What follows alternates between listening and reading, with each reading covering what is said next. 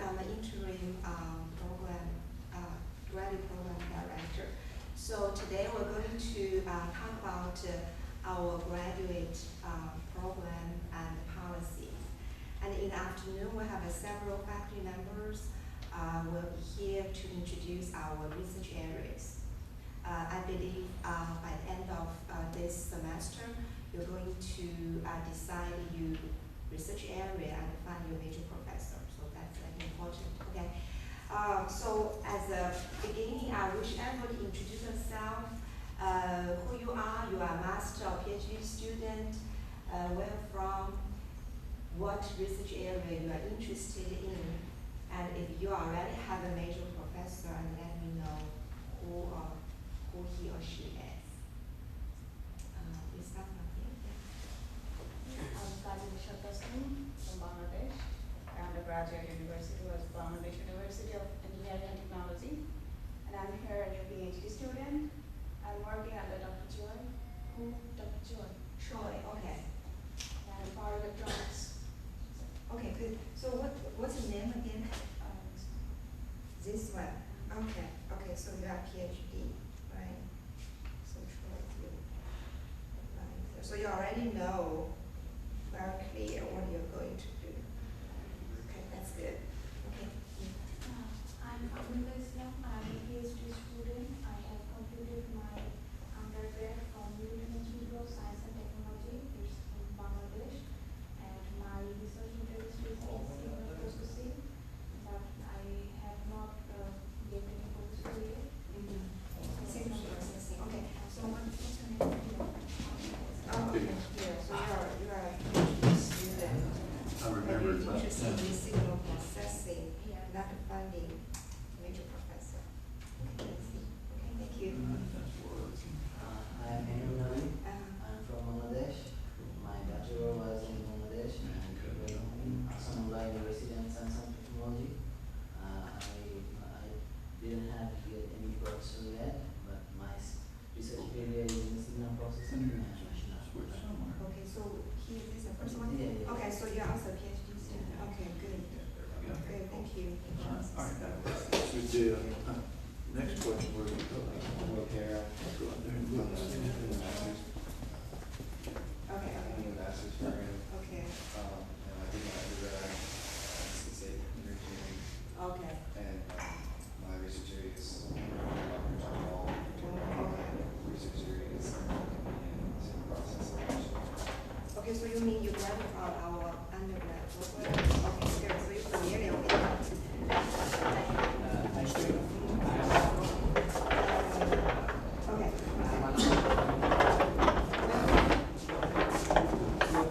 Okay, so that's, okay.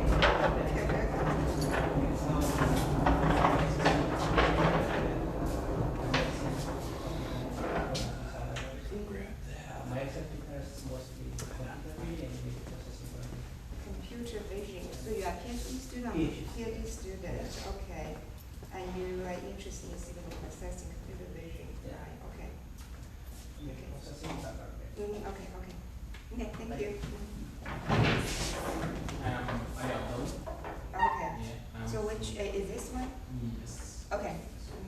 I'm a PhD student. I'm from Egypt. I have done my ECE and my master's degree from Arab Academy for Science and Technology. I'm working with Dr. Fok as my advisor. Okay. And I am interested in wireless communication. Okay, okay, good. So you already know Yeah. what we're going to do. Okay, good. Thank you. Hi, I'm Wes Robert. I'm a master's student.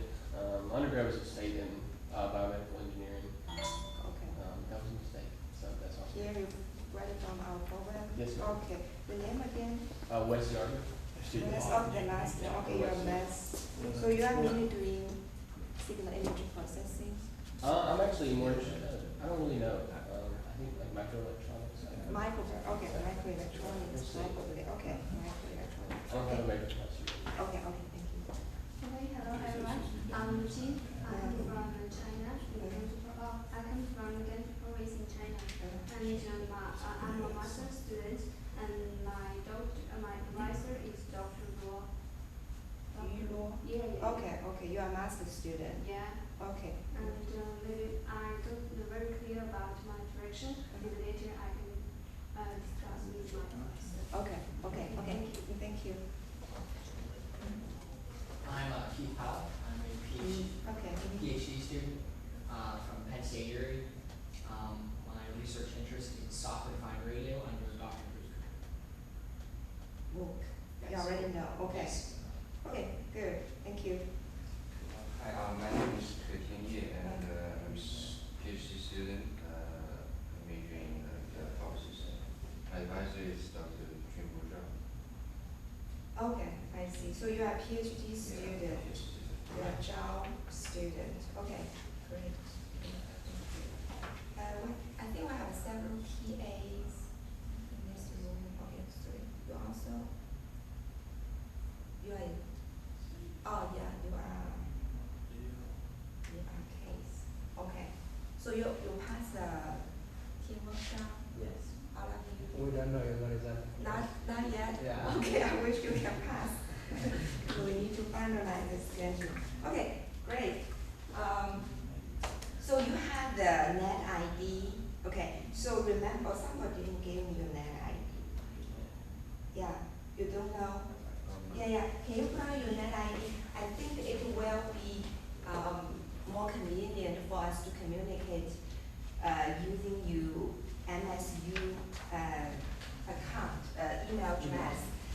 I know you have some personal address and email address, but sometimes like a Gmail account, it may put in my junk mail. Also, if I search, because I have tons of email in my email account, if I search your net ID, I can easily find all your emails. So that's easy. Okay.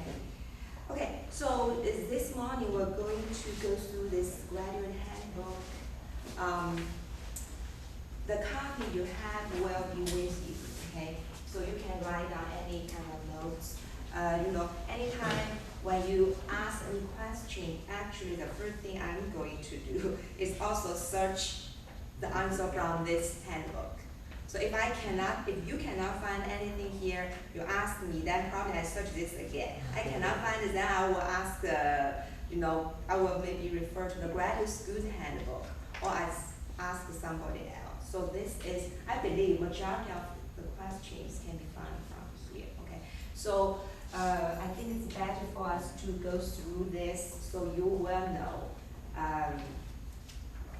majority of the answers, or later on you know where to find, okay? So let's, we can just leave that here. Okay, let's see. Okay, so the first page, you will see that we have this graduate category. So graduate school, we have a graduate school website. Graduate school website. I think it's better to.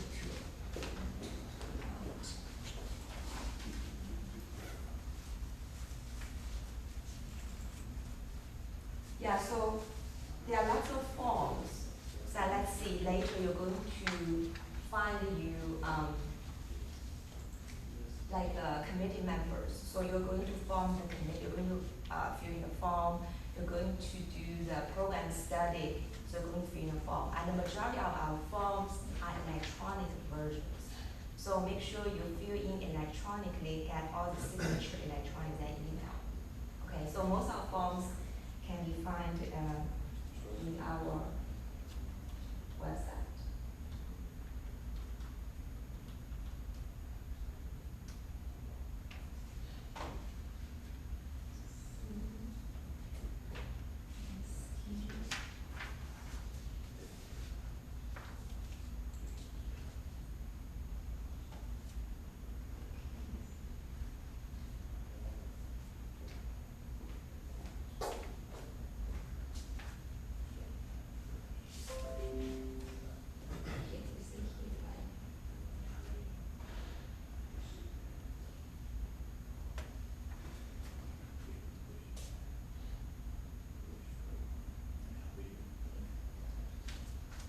Okay, and you also find that there are several names because context or graduate ambassador. So mainly they are more senior students. So if you have any question, you can ask them. So we have domestic students, international students, distance students. I mean, you can actually contact any of them, but probably for this international students, you probably want to check with too, because he may have more experience with some international students' experience. Okay.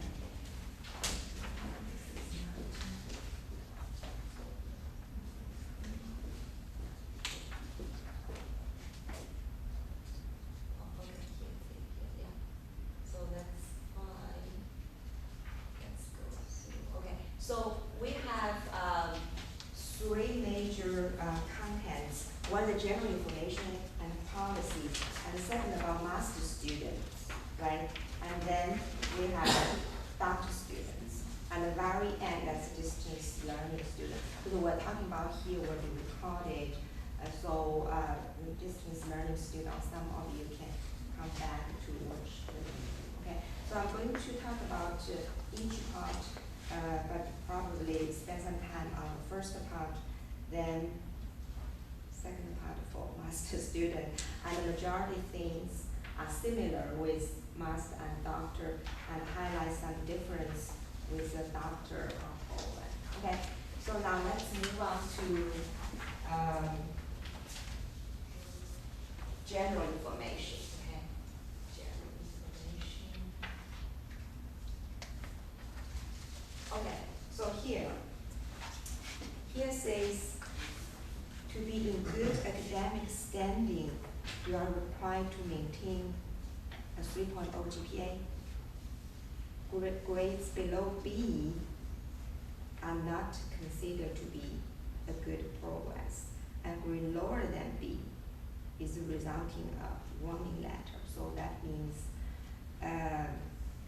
you should have A or B, but have a C could be a problem. Okay, and also here says if the cumulative GPA falls below 3.0, then you will be academic probation. And then if you have this on this probation, I believe 2 semesters, then you will be off the program. So that could be a problem for international students, and means you have to leave this country. Okay, so which means if you have a C this semester, you must have an A, right, next semester to balance it back, so you can have average 3.0. So just be careful on that. So 1.3 academic dismissal, it shows all these cases that you will have been dismissed. Okay, there's no question on that. Okay, so for instance, okay, so you see there is a student point number 4. Okay, you go, I'm talking about here, point number 4. Okay.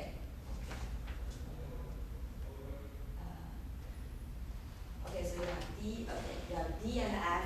That's definitely is terrible, right? C is okay as long as you have another A, but D and F, that's almost no chance. And okay, you feel that, okay, here's a U. So we're going to talk about this, because if you are master students, you need a research hours. So you're going to register ECE 8,000. Then for graduate PhD student, you're going to register ECE 9,000. That's a research hours. But for this research hours, you also consider as a course. So your major professor will do the grade, give you the grade as well. But it's not A, B, C, D. It's satisfied or unsatisfied. So if you are given an unsatisfied, that means your graduate research progress is not good, right? If you have U in 2 consecutive semesters, you will also be dismissed. So just to be careful about that. So make sure if you register your research hours proactively to talk to your major professor, you know, what is his or her expectation, right? So make sure by the end of the semester, I believe you need to write something, or you need to write a monthly report or something that he or she knows you are in a good progress. So or she can know how to give you the grade. You don't want to wait until the end of the semester, say, hi, I'm doing all of this, right? So just make sure you have a good communication with your major professor. And then we have others, you see, we have a comprehensive examination, non-thesis. So we talk about that, well, that's for master student if you fail twice, or you fail the thesis defense twice. Or you, for PhD student, if you fail the qualified examination within the first 4 semester or 2 years, then you have to leave. Then also for PhD students, they are going to do the oral, like a proposal defense. You fail twice. Dissertation fail twice, right? So you see all this evaluation of thesis is, I believe if you pass the defense, that means that will be fine. So, but there's also some cases the major professor is unsatisfied with your research or your thesis and dissertation and so on. So this you have to be very careful. And there is, of course, there's another chance, another case like if there's academic dishonesty, right?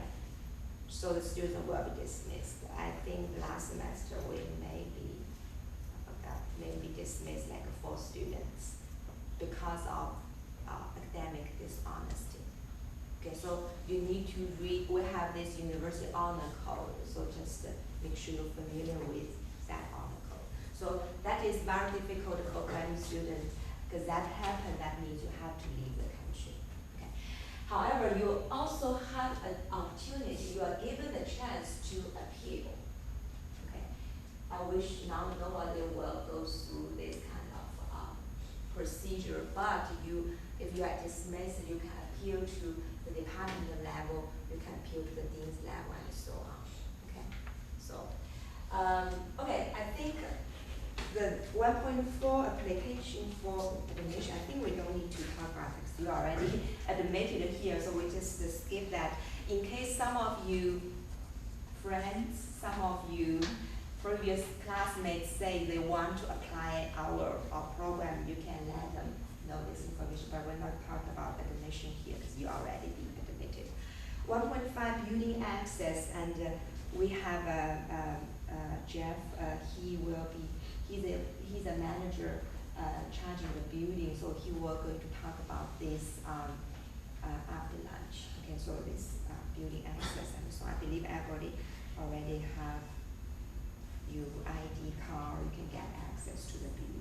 And if you are TA, you are RA, you may give some cubicle to work with, right? So he will talk about those things, okay? Okay, 1.6, course load. Course load, okay. I think this is important to you as well. Here says, to be classified as a full-time student, a student must be enrolled in 9 or more credit hours during regular semester. So which means your regular course load is 9. So each course usually is 3 by 3 credit hours, 3 by 3, so that means you need to take 3 classes. Okay. But for research hour, you can choose like 8,000 or 7,000, 8,000 and 9,000, you can choose 1 credit hour, 2 credit, depends how much you are needed. You can also discuss with your major professor. But a regular course, that's 3, okay, unless there's some special cases. Here says, a normal graduate course load is considered to be, okay, what that mean? 13.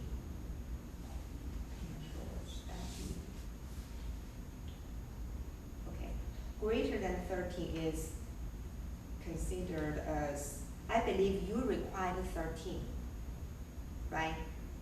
At least the first semester, you need 13 credit hours. And particularly if you are a TA, you require 13 credit hours. Here says, greater than 13 considered is overloaded. And the students are charged for credit hours in excess of 13. And the maximum load is 6. I think you don't want to go to 16. And during the summer, the maximum is 7 credit hours. You just make sure for the TA and RA, you tuition should be covered, right? But you just need to make sure you don't want to register more than it's covered.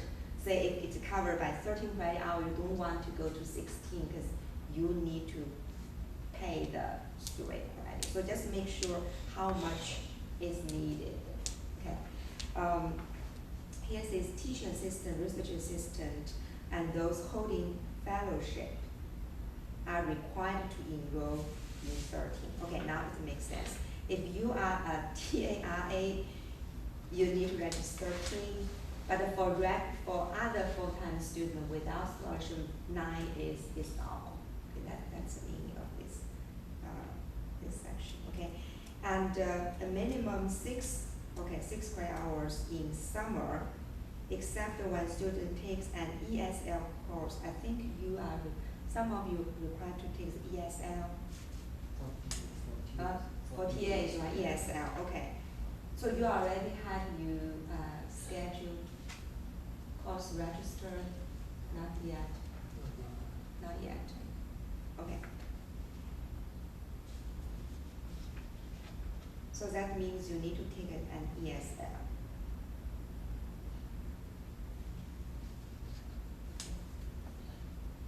And also for international student must enroll 9 credit hour to consider to be a full-time student. So you will be on the legal on this F1. So which means you cannot drop. Okay. So we have later on I'm going to email everybody's deadlines, right? For this semester we have all these deadlines. We have, I believe the first week you can shuffle around all the courses, right? But then you have, after the first week, you have add the courses you want to add or you want to drop. Then there are certain deadline, you cannot drop any courses. So you have to be careful about these deadlines. However, for international students, you must maintain 9 credit hour, which means you already registered 3 courses. That means you cannot drop. So you have to work hard on that. So you cannot say, oh, looks like I'm going to fail, so I have to drop. No, you're not allowed to drop. Okay, so, okay, or if you are TAI, you already registered 13, you have to work very hard on that 13 because you just cannot drop. Okay, so in some cases you can, some cases, particularly for international students, you cannot. So just be careful. So if you are international students, you will communicate with this international services offices very often. So just make sure anything happen, make sure you communicate with them to see if this legal or this illegal. Okay. Again, as about ESL, if a student is enrolled in an English as a second language course, the university limits the course load for that semester to 9 hours. So enrolling in more than 9 hours when an ESL course is a part of students will result in student be billed for actual tuition. So this is not covered. So just be careful. It's just for the first semester. Like we are taking the ESL. Right. Take only 9 periods. Yeah. Okay, so just make sure. So several of you are TAs, right?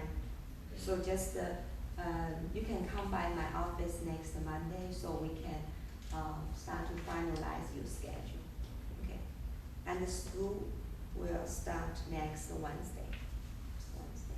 Right. So we have time. Okay. Course retakes. Courses at the graduate level are not permitted to be retaken. So basically just means just work hard. Okay. It's not say I got a B, then I think it's better to take again. Okay. I believe it's better to get it done, have a good grade. Okay. Cross-listed courses. students enrolling in an ECE course that is core-listed with other departments must enroll in the ECE section. So I don't think we have, I'm not sure if we still have any of this kind of example. If yes, for instance, if you have an ECE, some courses, but it's meanwhile it is offered by like CPE. But if you are classified as an ECE student, you have to register ECE under the ECE number, not the CPE number. For the practical training, I think this is a case when you approach to graduation, right? So that's for the CPT. So I think we don't need to talk about this here. So when you are close to graduation, you may need to contact with the international office to see when is a good time to apply for this kind of practical training. Okay, now let's see directed individual study. Yeah, we are here. This course is kind of special. It's ECE 7000, but it can be included in your program of study. So we'll talk about later. For instance, if you're required to take 8 courses to graduate, right? Within this 8, you can take 2 ECE 7000. So this is about what? This is about, so direct individual study just means you study by yourself. So this actually, for students who, most of cases, for students who have a major professor. So you do the research with your major professor, but you can, propose some kind of topic related to your thesis, right? So at the end of the semester, you submit a report. So that can consider a course. That's 3 credits. That means which is not listed in the course list. We're going to create one, generate one. So which means, you see, for spring semester, if you're going to have an ECE 7000, you need to submit a proposal to me. So we have the forms, everything in the website. So that's by November 15th. Okay, then if that proposal is approved, I'm going to create an ECE 7000 class. Then when you click that ECE 7000, you will see the name. The name is related to what you already proposed. And the instructor will be your major professor or somebody you want to work with, okay? And then for, you want to do that in the summer, that will be April 15 deadline to submit proposal. If that for fall semester, that will be July 15.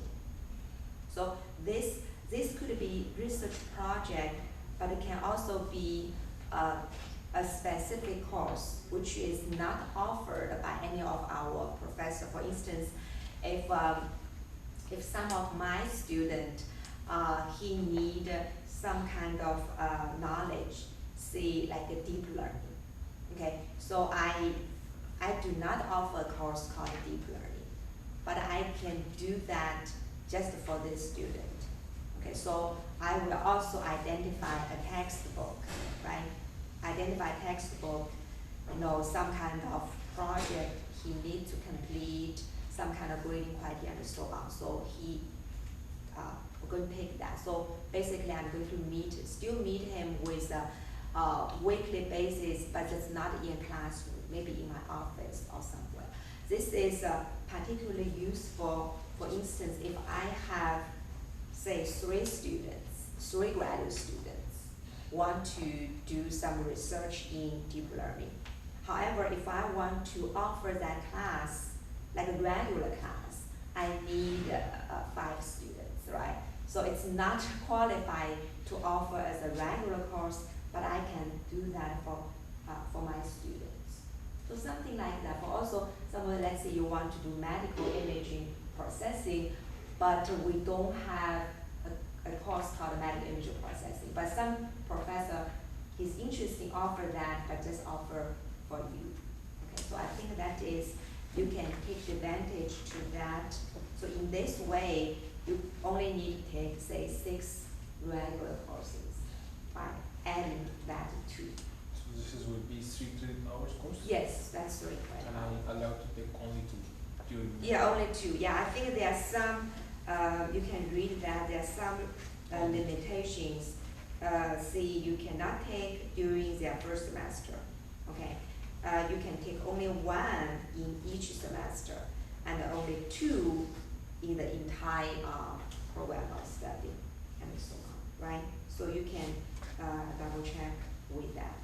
So usually we may have, like every semester, we have 4 or 5 this kind of ECE 7,000 BIS offer, okay?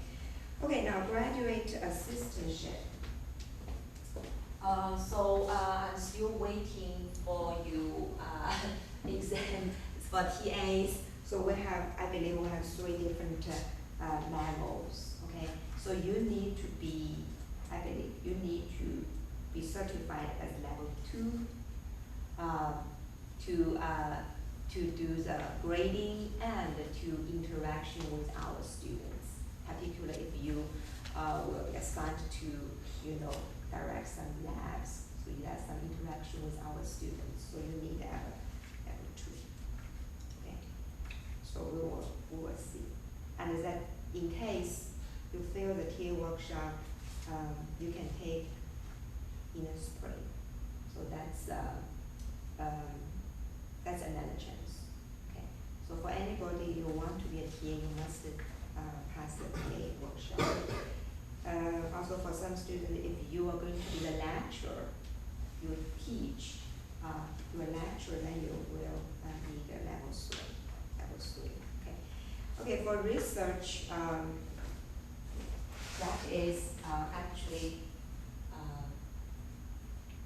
really working with our individual professors. They are, let me see.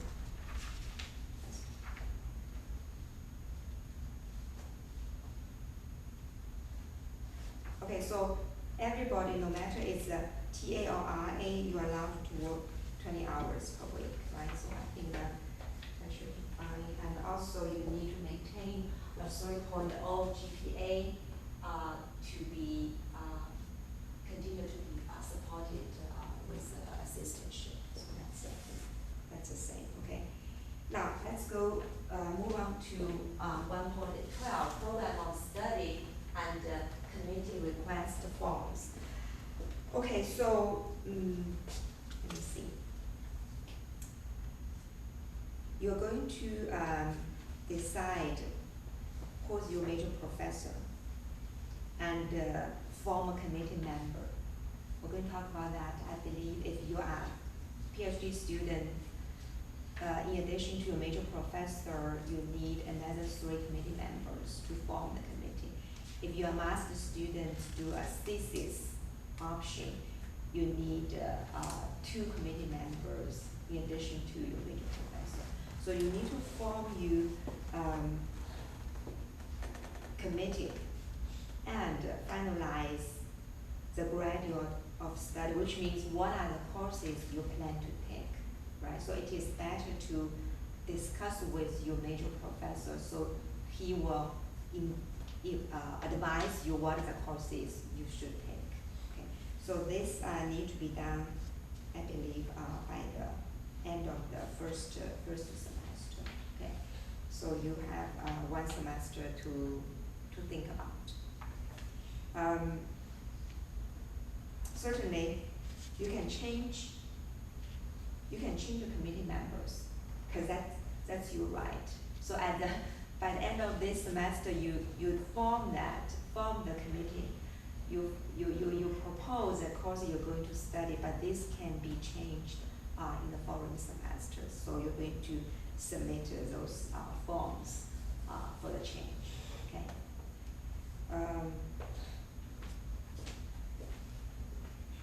And the registration for courses. Here says currently enrolled student must pre-register for the next 4 semester. Okay, that is for currently enrolled, you are not currently enrolled, but that will be needed for, in the future. So course registration will require that student obtain registration release. Okay, so the instruction for obtaining registration release will email to you after pre-registration begins. So, so it's not for you for this semester because you are new, but now will be useful for next semester. So here says ECE department, right, requires all currently enrolled graduate students to be pre-registered for class by the last day of classes of preceding semester. You will be sending email, okay?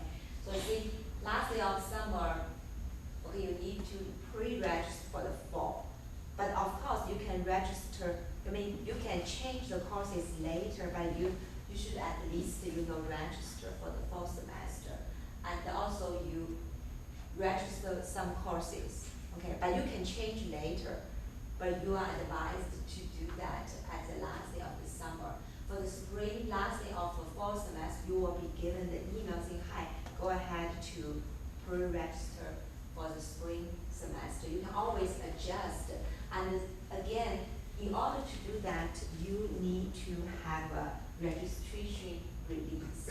So we're going to talk about this later when we, approach to the end of this semester. Okay, so which means I'm going to check the system if there are any holds.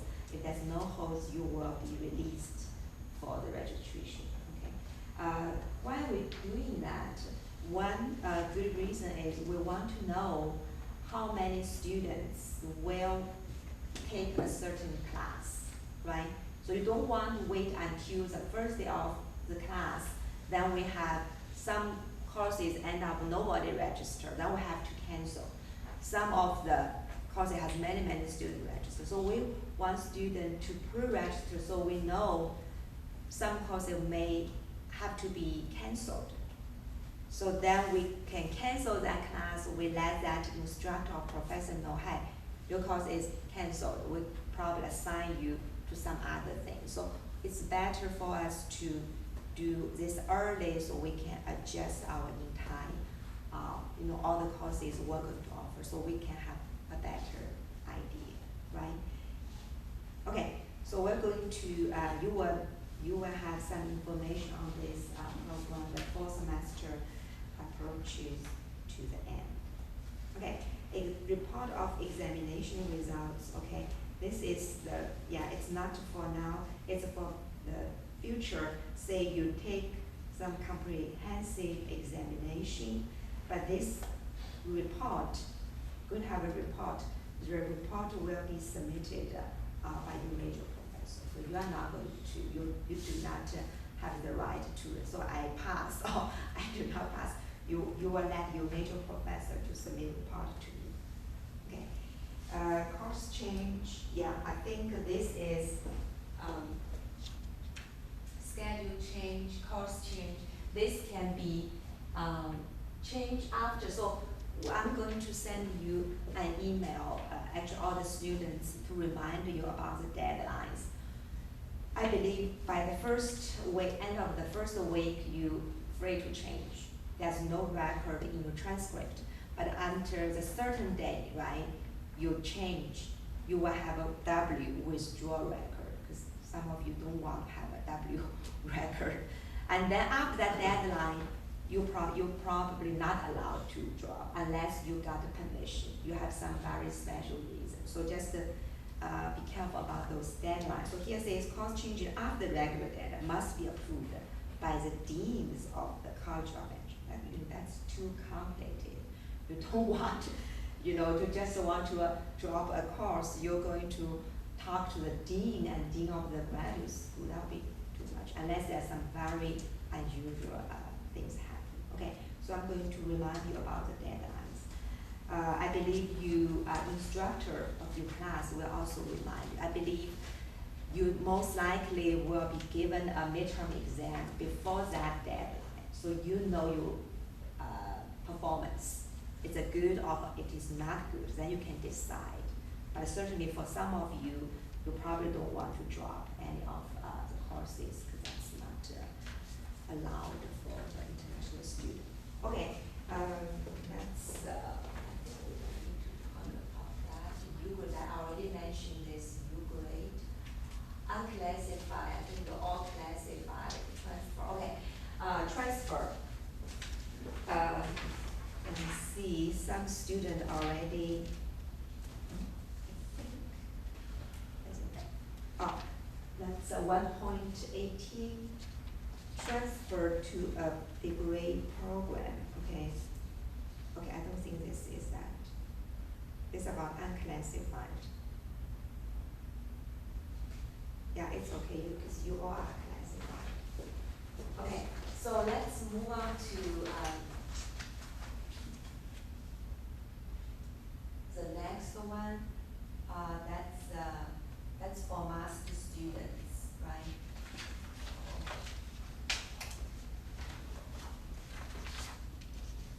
Okay, I'm going to skip this admission stuff.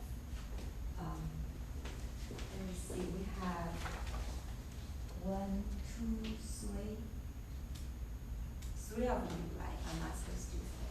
You are going to take a thesis option or non-thesis option? Not thesis for me. Non-thesis, Thesis for me. okay. That's what we, You are also a master student? yeah. Okay, you're going to take a thesis or non-thesis?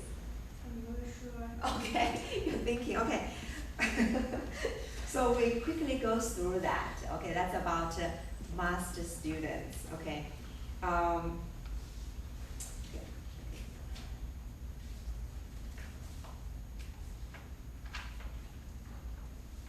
Thesis option. Okay, if you do the thesis option, 24 credit hours, which means 8 courses. Yeah, here, right? Thesis option, 24 credit hour, 8 courses, then 6 credit hour of research. So just make sure for ECE 8,000, you only need 8. Of course, if you have to register, you already have 8, 6, doesn't matter, just register more, okay? And for non-thesis option, you take 10 courses. So that is pretty simple, right? You just take 10 courses, then you can, but you are required to pass the comprehensive exam, okay? So here, be careful, the general requirements. At least half of the courses must be at 8,000 level. 8,000 level. So at 8,000 level, the courses for our PhD, no, graduate students. And we have split level, right? Say 4,000, 6,000, that's a split level. That's for both undergraduate, right? Others will be for our undergrad students. So here says, 4,000 and? we have 4,000, 6,000, / 6,000, that's a split level. Yeah, most of 4,000, you also will see a 6,000 in the graduate category. So that means split level. So which means the classroom, we have some of them are undergraduate students, some of the graduate students. Then the instructor will say, usually make the grading criterion a little bit different for these two groups, right?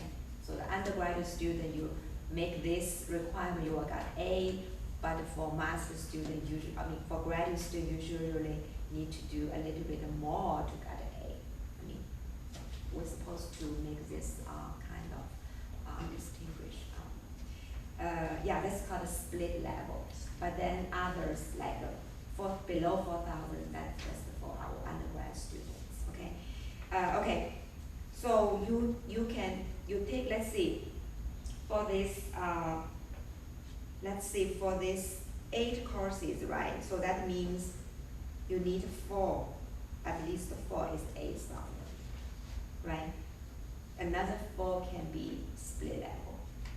If you take, say, if you take 4 is 8,000 level, you take 2, right? It's up to 6 credit hours of ECE 7,000, that means you can take 2 DIS. You already have six courses. Then you need another 2 that can be split level. For instance, if you are in signal processing, we have intro to digital signal processing. That's a split level. So you can take that one, right? But that is not 8,000. Just be careful. And also here says up to 9 credit hours from outside department is permitted. So you can take 3 courses from other department, particularly for the student in digital devices, microelectronics, in computer engineering. You may go to computer science department to take their courses, but just make sure you cannot take more than 3, right? Here that's what's said, okay?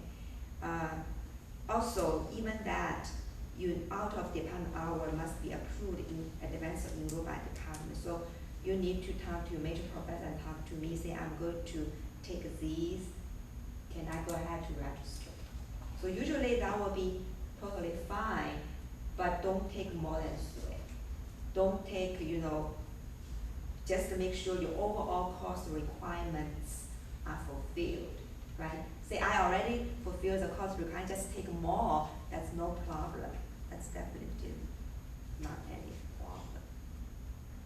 Okay, is that okay? So I think this is important for you because you need to finalize your schedule very soon. And here says a minor. Some of our students previously, they decide to have a minor degree. So for instance, some of them get a minor degree in mathematics, in math or statistics, right? That is, sometimes that is a good choice. In particular, you want to find a job that is a little bit more about statistical data analysis. You have a statistical minor, that would be good. Or computer science minor, that's also good. So you can think about that. So there's some requirement how to take a minor. So you need to have, I believe you're going to have a minor, like a professor, right? But that's outside our department. So make sure you talk to your major professor before you're doing that, okay? Okay, here we list several courses. Here says the courses to be applied to a student's graduate program and count toward a degree must approved by student's graduate committee. So just means you can take more than required, but only some of them are counted to your degree, right? And some of the courses listed here that's offered by math department, statistics, that's the same department, and CSE, and they were not counted toward a degree, graduate degree. Just be careful, okay? Because majority of our students, when we say they take a course out of our department, they either the computer science department or math department. Probably there's not much other choices, but make sure don't choose these. Don't choose these.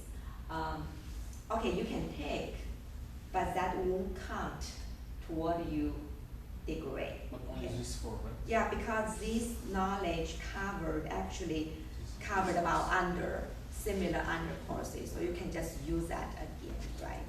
So, yeah, okay. Yeah, anyway, if you take any courses out of the department, better to let me know, so I will double check. In particular, you want to use that for your degree. If you say I already take enough, I just want to learn, that'll be fine, okay? Okay, now examinations.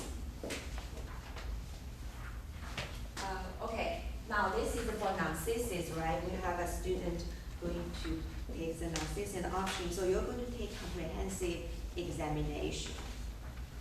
So this is mainly for you, right? So there are some kind of requirement. So, but anyhow, you still need to form a committee. And most likely, these committee members are the professors to offer you the courses, because they are the people who will ask you questions, right? For instance, if you, I forgot which is your area?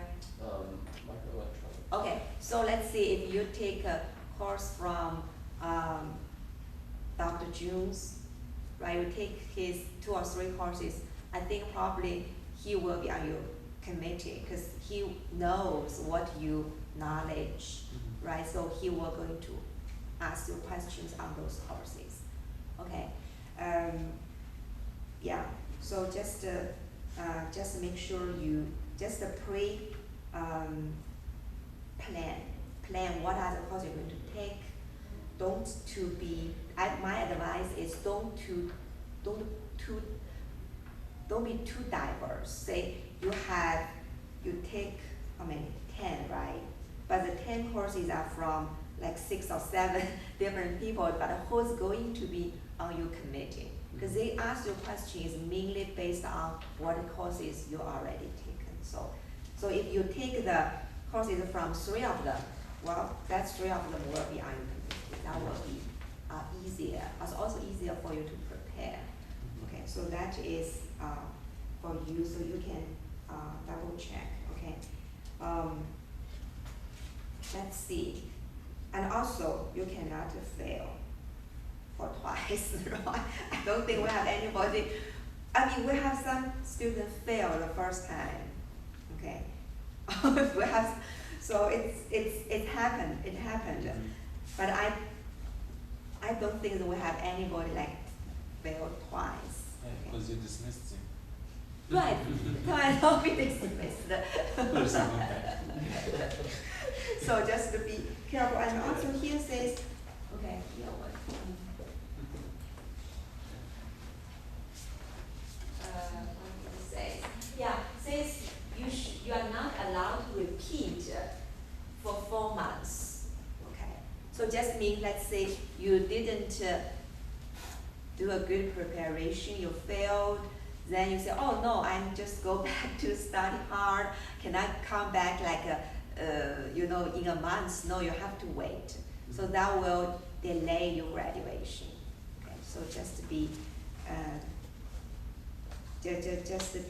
serious. But certainly, you see, you can actually here says, I think you can read this by yourself carefully. Here says, at the oral comprehensive examination committee selects 3 topics, right?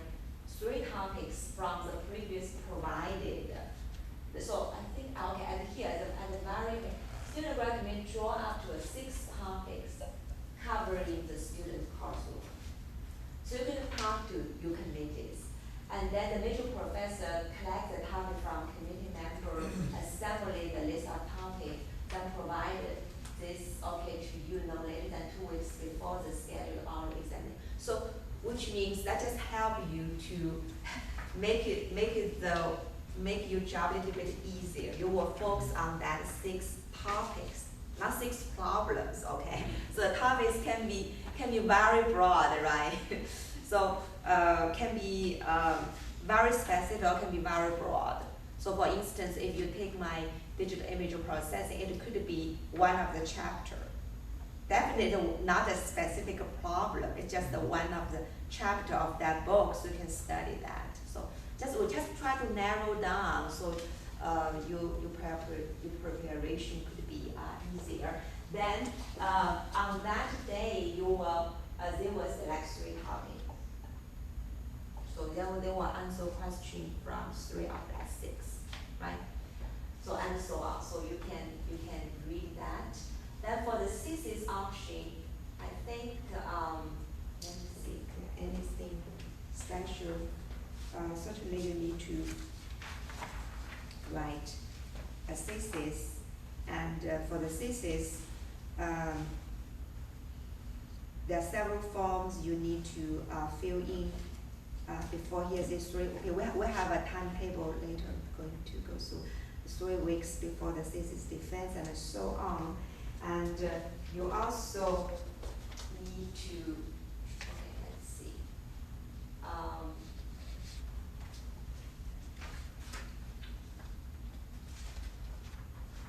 Okay, I think what I want to try to highlight, let me see. What I'm going to highlight is on page 11, there here says, the second paragraph, right? The second paragraph, okay. The thesis document must be read-approved by major professor, present to the remaining committee member 2 weeks before the scheduled oral defense. So you have to be careful about these deadlines. Additionally, the thesis document must be submitted to graduate program director by turn it in Canvas 2 weeks before the defense, which means you need to get the document to be checked, right? Checked, okay, check the similarity and so on, okay. Okay, then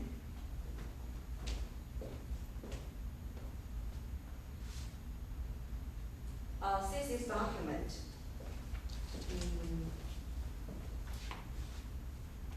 Okay, the first paragraph, the thesis is a formal research paper presented by a student to the graduate faculty and, okay, who certify that presented meet the standard of academic discipline. Okay, so here says the thesis must be approved by major professor prior to the thesis defense, and must be approved by the committee, graduate director, and the college, deans of College of Engineering, and then submitted to the library. So this just to tell you the signatures you're going to grab, right? You're going to sign by your major professor, your committee members, then graduate program director, so that's the department, then go to the dean's office. Then we're going to send it to the library. The library is going to check your format, everything. Then that'll be approved, then it will be finalized, then you can graduate. Okay, so this is a little bit, so that's the same thing for PhD. Your dissertation will go through the same kind of, all this paperwork, okay. Also, this is a little bit far away. You probably worry about this in two years, or for PhD students, you probably worry about this 4 or 5 years later, but you can come back to this document to see what the paperwork you need to complete. And also, you need to complete a graduate exit survey. So then you will get a signature, then you can leave. Okay, so we move on to the next 2.5. Okay. Oh, I think there's a here. Before 2.5, there is page 12, the first paragraph. Here says electronic submission of the thesis document takes place through the 0 credit LIB 9010 course, for which the student must enroll for the semester of graduation. So that just to help you to get familiar with the format, right? You know the margins, right? Like the line space. I mean, those very detailed stuff. So that is LIB 9010. Okay. So that is something you need to worry when you approach to graduation. Okay. Then for the graduate committee, for the master student, you need a major professor and you need 2 committee members. Okay.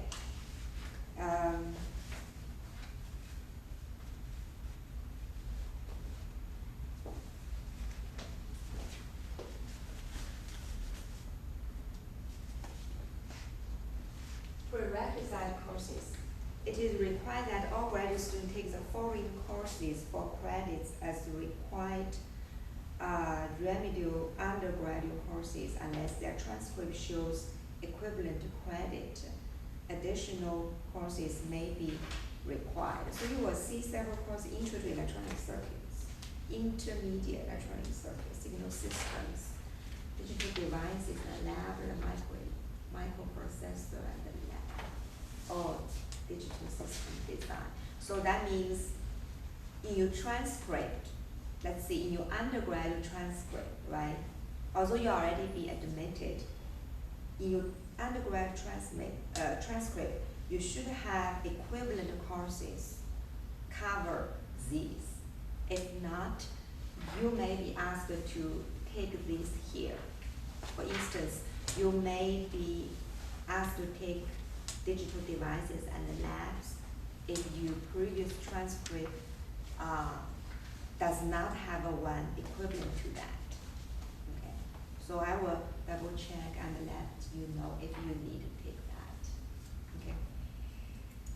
Transfer credit, I got some email of students saying they want to transfer some credit from the previous school, so I need to double check. Okay, so basically, this is particular for like a PhD students, right? You got like a master degree previously from another university, then you see if you want to transfer some of credit to here toward your PhD. So I need to double check. So you need to email me your transcript and your program of study for that master degree. So I need then what the courses you want to transfer.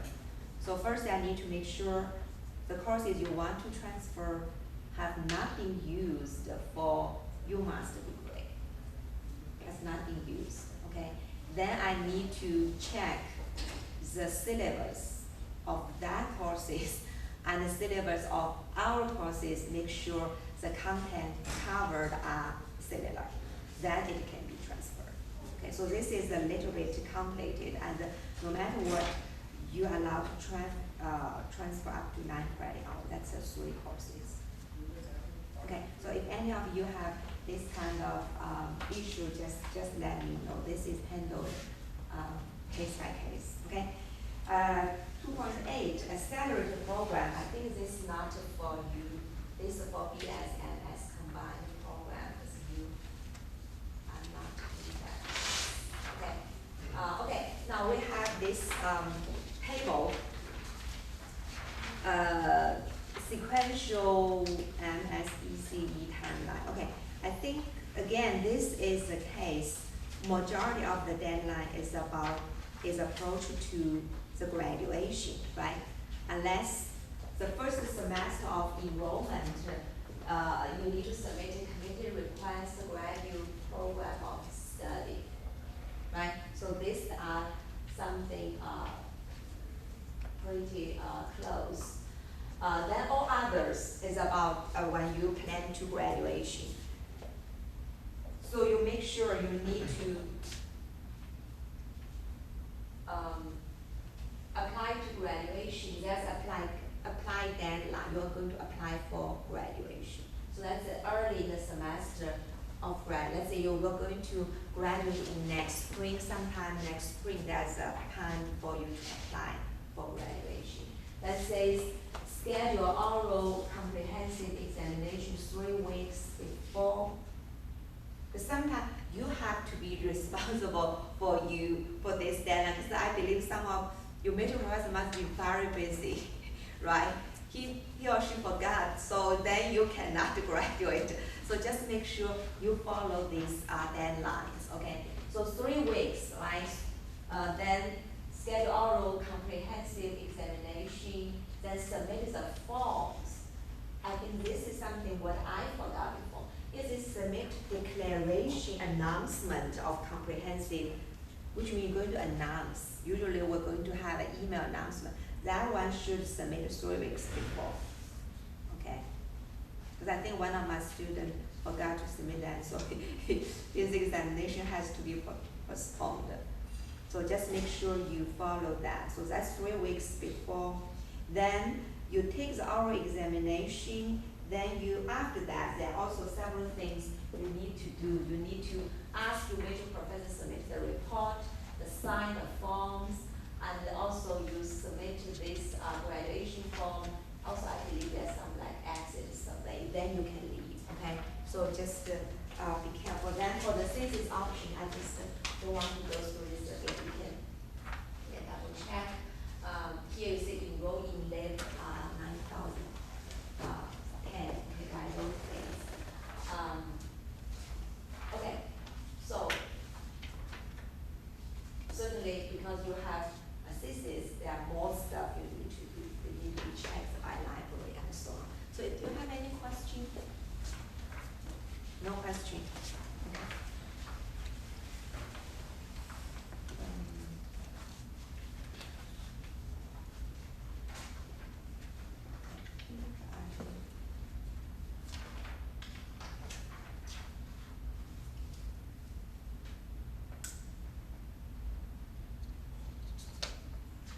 Yeah, I think there's one note I forgot to mention. That is at the very beginning. So here, the first page, here's the back, the special note. This is effective with the fall 2012 semester. Our department, right, no longer offers separate electrical engineering, EE, or computer engineering CP degrees at the graduate level. So starting from 2012, these degrees are combined as the electrical and computer engineering ECE. So I just want to make sure you know. So we don't, although we actually have an EE CPE, but your degree will be ECE. Okay, now let's move on to part 3. That's a doctoral program.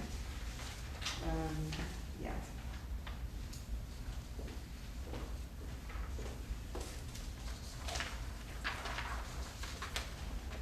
Okay, doctoral program. Course requirements.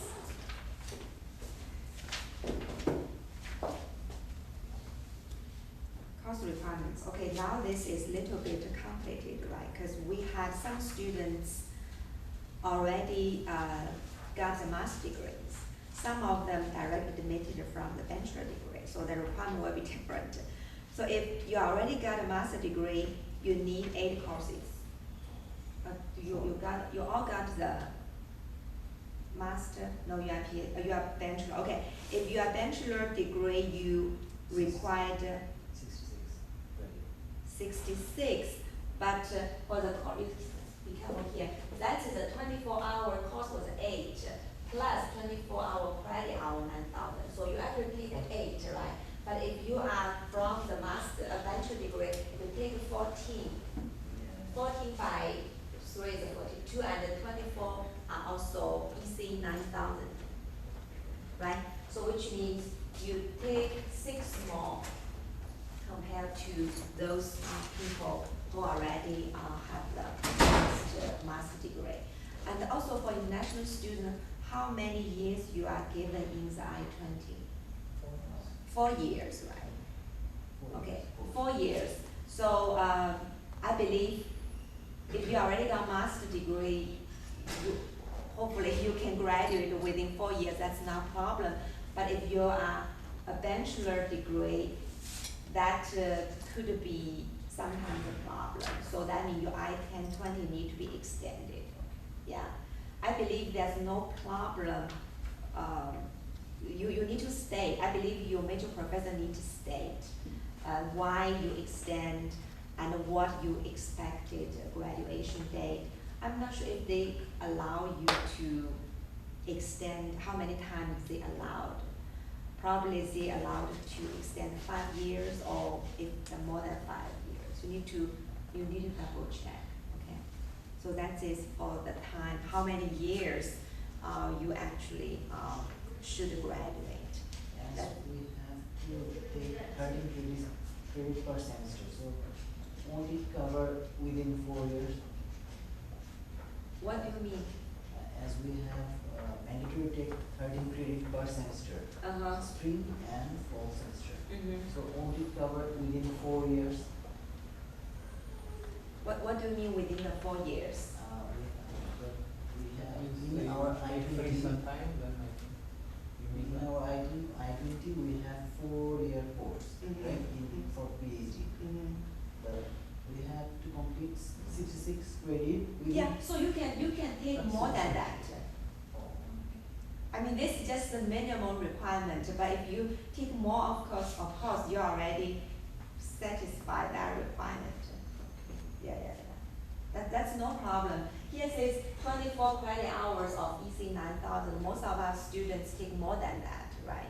Because like you must register number of hours. Let's say when you finish all the coursework, but you still need to register.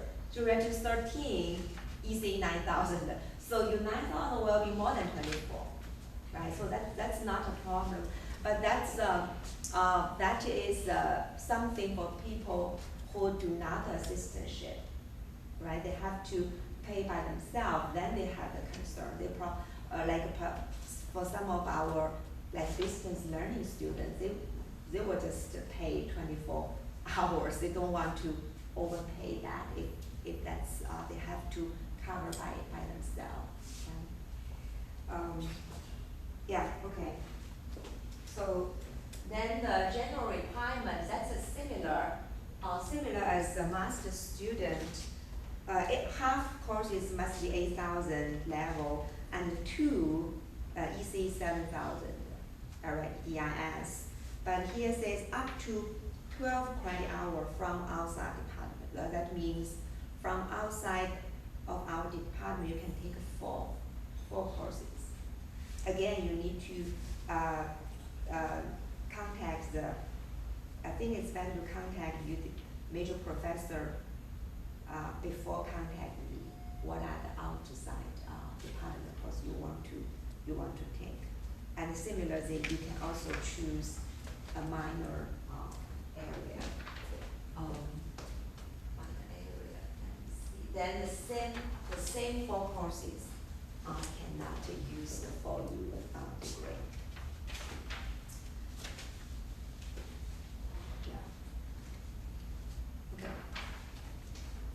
Examination, I think this is important, right? For PhD students, they need to pass a qualified exam within the first 2 years, within first 2 years.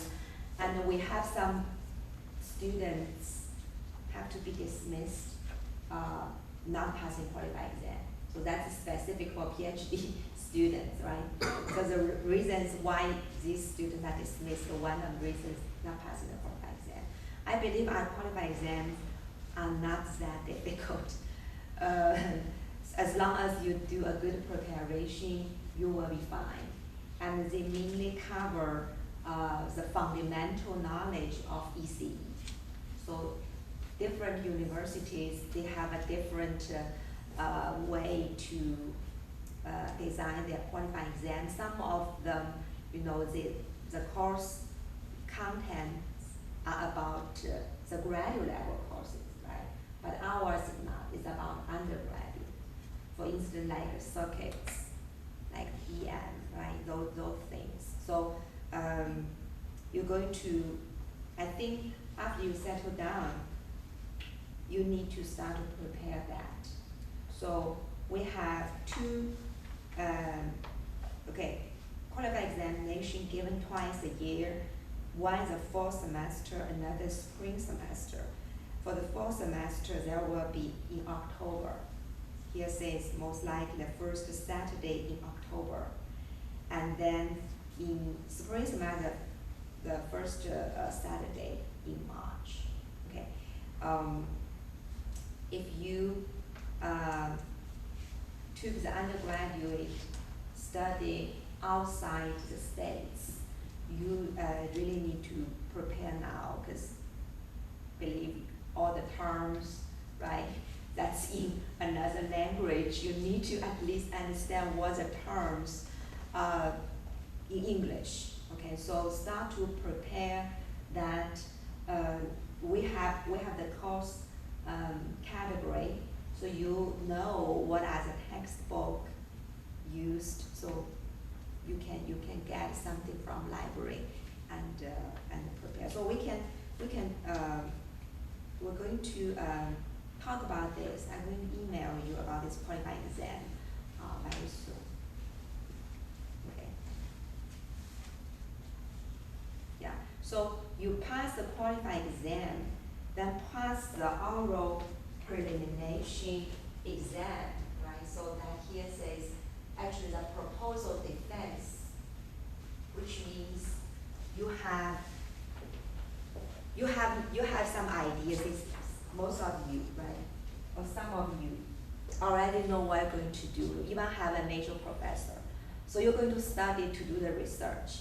At a certain stage, you have some preliminary result. You want to show you committed that you are on good track toward a PhD grade. So that is the time you're going to do the oral defense, proposal defense. Okay, you pass the qualifying exam, then you do the oral defense, then you become the PhD candidate. So you are not a candidate yet, right? You're a student, but then you can be a PhD candidate toward you degree, okay? So there's some things to talk about. What should be included in your proposal defense? That's probably is a little bit earlier to talk about that. But when we get on that stage, you can discuss with your major professor and also talk to me what are the content you should include in that document. Because you're also going to submit, we call it a proposal, right? So if you already in a very good shape toward your graduation, you probably can also write something like a dissertation. But you don't have to submit a dissertation, it's not yet, not ready yet, but similar, at least some, I would say 50-something% of content can be used for your dissertation, okay? So we're going to talk about that, but we can talk about that when you are ready to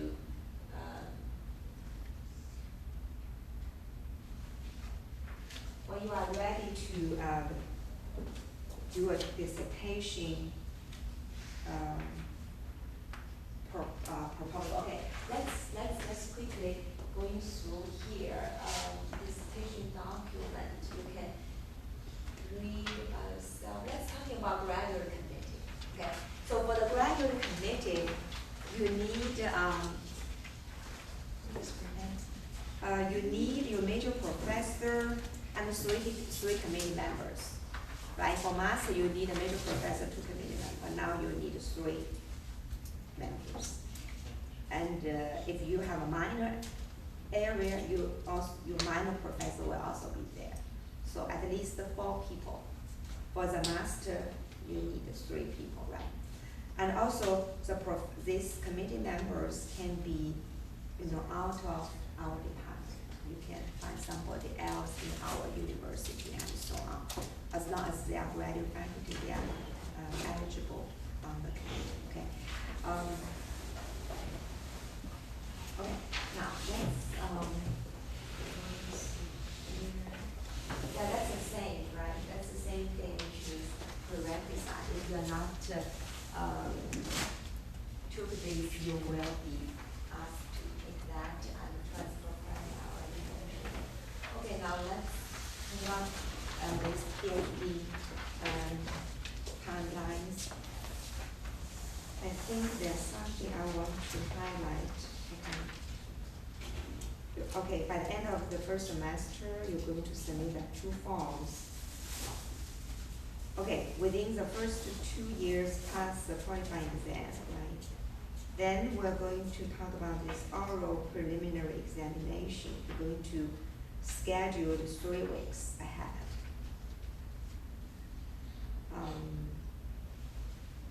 Declaration form the same. Submit a proposal 1 week before. Okay, be careful. Before oral preliminary examination, submit our first journal article. So that is a requirement for PhD student. You are required to submit a journal. I'm talking about the paper on 24, right? These are required for PhD student. Okay, which means before you do proposal defense, you are required to submit a journal article. So that actually is a thing you will consider why is the time you should do the proposal defense. That means you already have something ready to submit a journal paper, right? Okay. So then examination. Okay. Immediate follow. Okay, these are the something you need to submit. Okay. Let me see. Okay, then at the beginning of the semester of graduation, you need to enroll the LAB 9010. That's the same. Then you're going to apply for graduation early in the semester of graduation. Then schedule dissertation defense 3 weeks before, and so on 3 weeks before. Okay, submit finished dissertation to graduate committee 2 weeks before. Right? Be careful. This is 2 weeks before. Then if you do the proposal, that's 1 week before. So this is something you need to be careful. Again, before dissertation defense, submission of second journal article. So you need to highlight that, right? So that means you need to, I think we have sometimes 6 months, I believe, between the 6 months between you do oral proposal defense and the final dissertation defense. So within that time, you need to submit another journal article. Okay, so these are the requirements for PhD students, because we have very high expectation on our PhD students on the research. Okay, then others are the same, right? So it just says 1 journal article before oral and 1 second journal article before defense, dissertation defense, and other forms are the same as a master student. So just be very careful for this requirement. If you have not submitted, then you're not going to permit you're not allowed to do the defense. But certainly, I think that's probably not that difficult. You just ask to submit, not ask to the paper to be accepted, right? But I think for your case, you probably want to do whatever you can to strengthen your resume, right? You don't, in your resume, you don't want to have a bunch of paper just submitted. You want something, say, oh, accepted, at least, under what, minor revision, that means the paper is not rejected, right? So just to make sure you work hard, very proactively communicate with your major professor and define some very good topics that can help you to generate the good journal articles, which will be helpful to your future job hunt and your career, okay? So these are the very special things for the PhD students. And we have 5 minutes left, so the lunch is scheduled at 11:30. We have a distance education. That's the requirement for master student and PhD student are similar as the on-campus student. There's no difference. And I believe for the distance learning students, actually they should be highly motivated to be able to get degree in time, because they have under the pressure of their job, all kinds of business travel, whatever. So it is much more challenging, and our distance learning program got some very high ranking. I think it's pretty good. It's pretty good. The only thing the document highlight here is they need proctors for exams. Unless the exams are take-home exams, that's in-class exams. Distance learning students need to pre-identify proctors who can supervise their exam. So there sees the details about the proctors, and also the list of the majority of our courses are offered by distance learning. So the text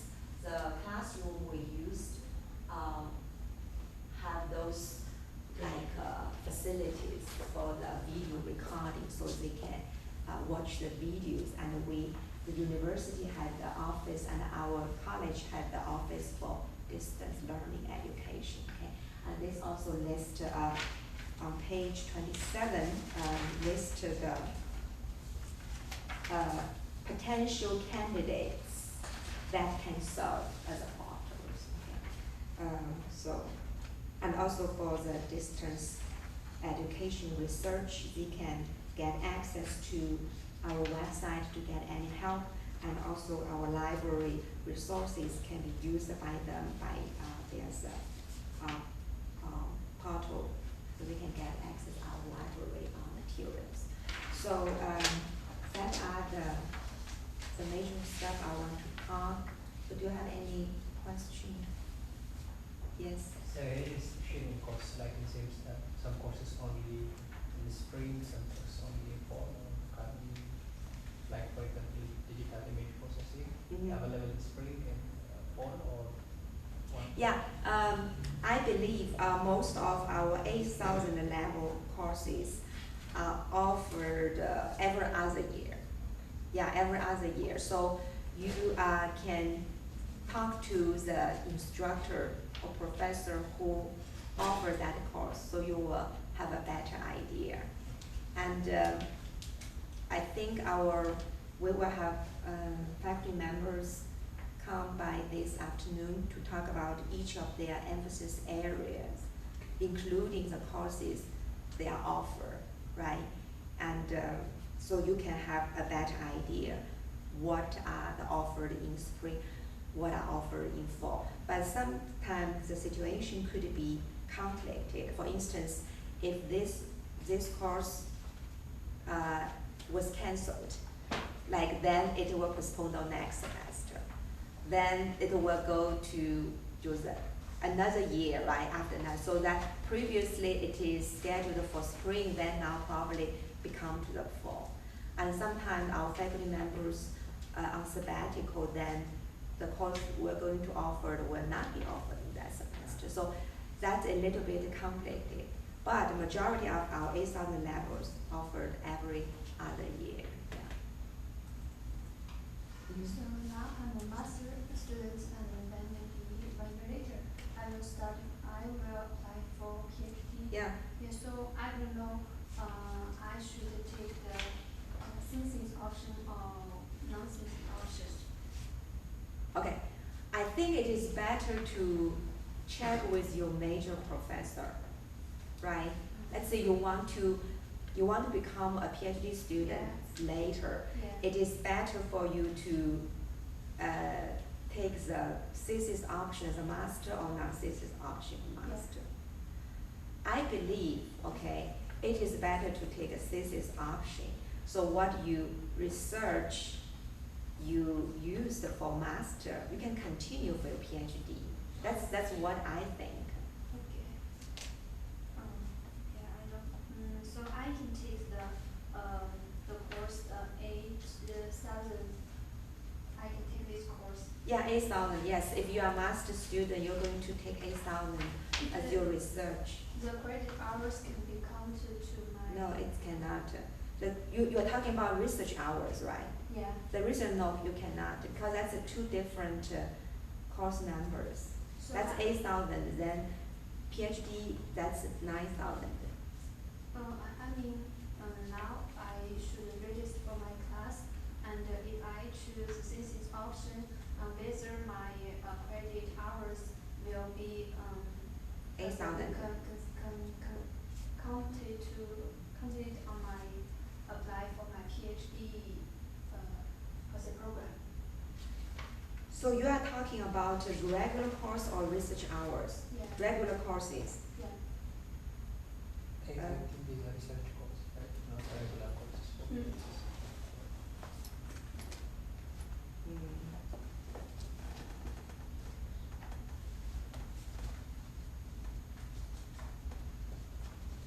Okay, I think you need to take additional courses. Right.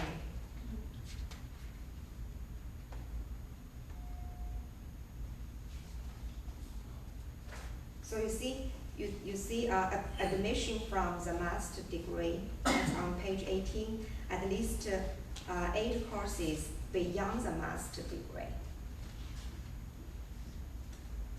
That's on page 18. Right.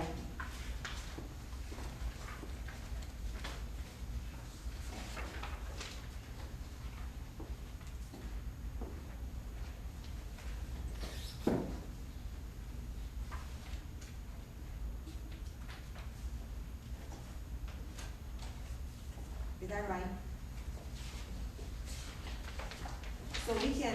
So now you got your bachelor degree, Yeah, you got your master degree before, yeah, you got your master degree before, yeah. then you come here for another master degree. First I applied for PhD degree, but my major is not managed. Okay, because the major is not in ECE before, right? Okay, yeah, I think you need to take additional, yeah. So we can talk about this later. Okay, yeah. Okay, if not, we can have lunch. Then we can restart at 12:15. We have faculty members will talk about some lab access.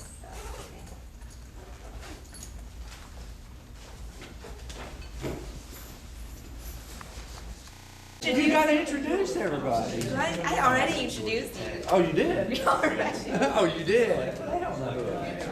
Yeah, I'm sure they Introduce did. yourself. Okay. Well, we ready? To feel the view.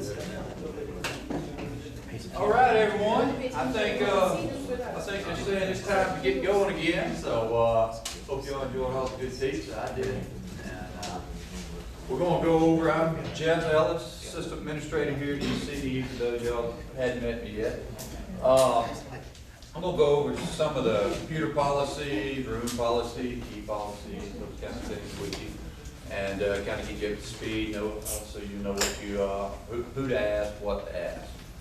So let's start with the accounts, your login accounts and everything. Gets a little confusing sometimes. Here at the ECE, we have our own system separate from Mississippi State's. So you will have 2 separate logins, even though your username is the same, it's your NetID.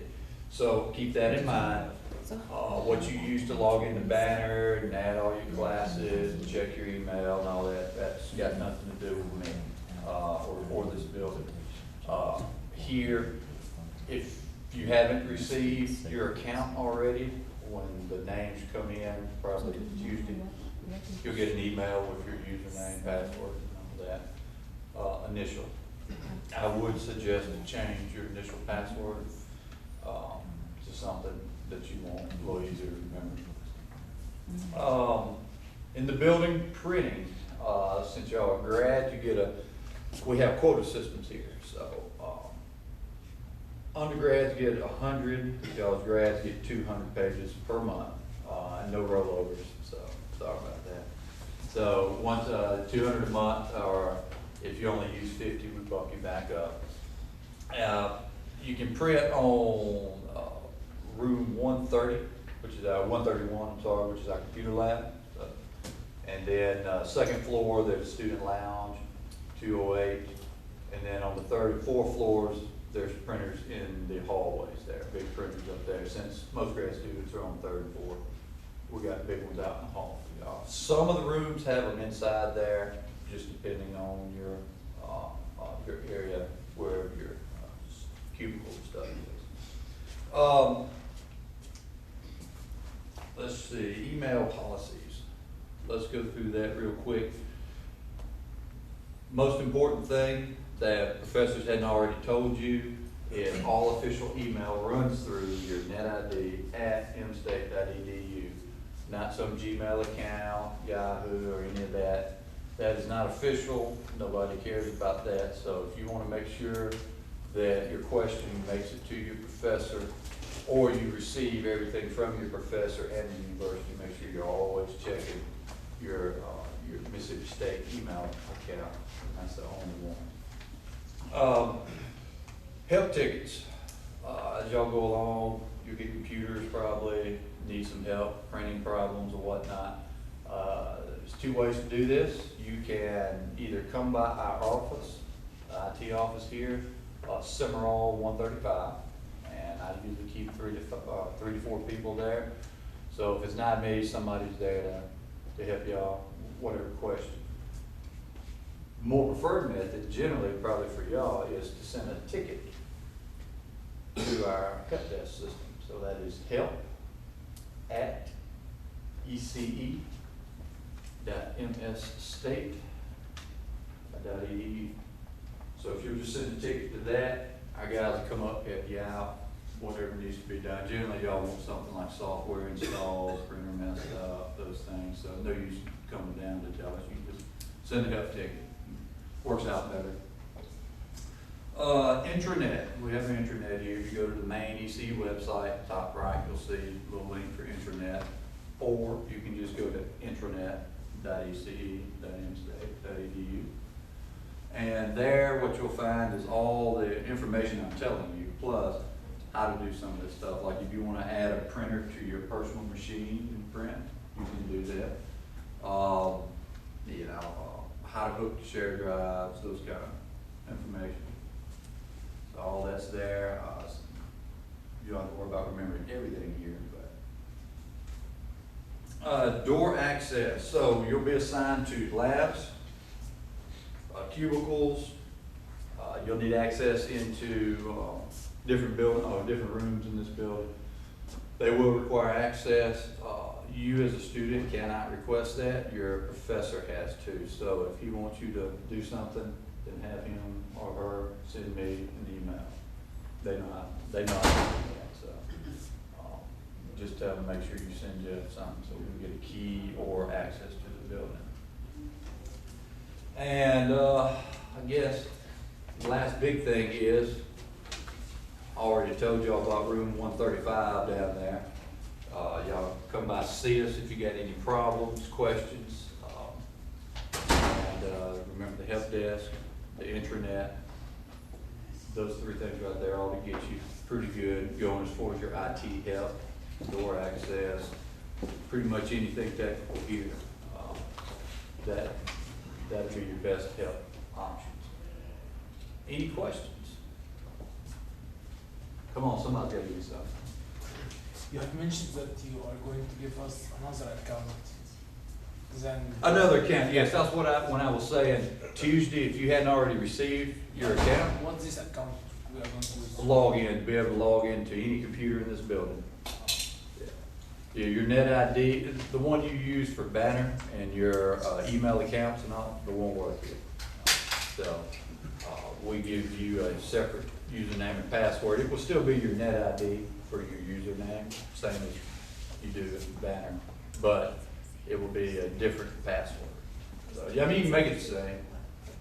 I suggest that a lot of times. Probably not great security practice, but you don't want to remember too many things. All right, any more good questions? All righty. Well, we're gonna let the next one come up, and y'all have a good year. Need something, come see me, 135.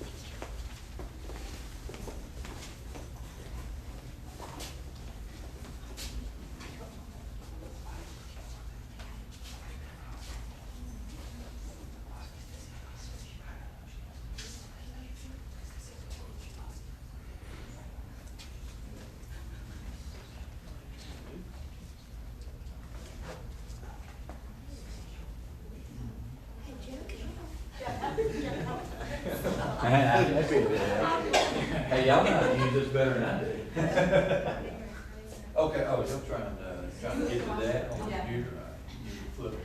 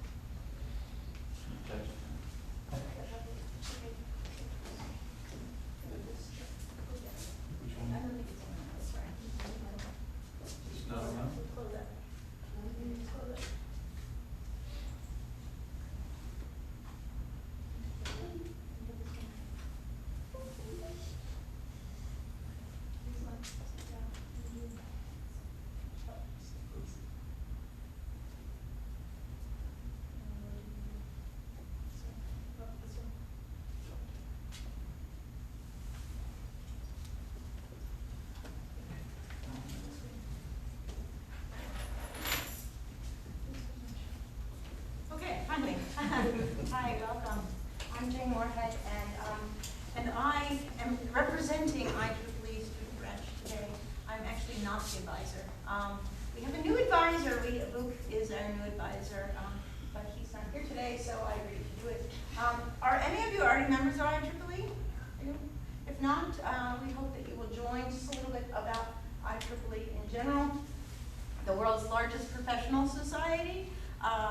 Obviously, you've heard of IEEE, and there are lots and lots of reasons to be a member. If we take a look at it, you can just take a look at the student membership and how much it's growing internationally. And this is actually from 2012, so it's continued to grow, but just the huge growth really shows the importance and the reason that students are finding that it's important to be members.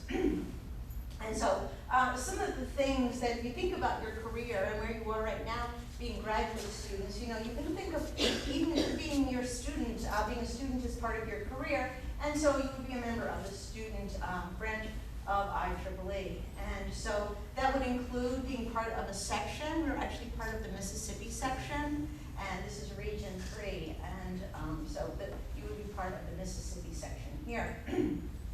If we take a look at some of things that students are interested in as far as IEEE is concerned.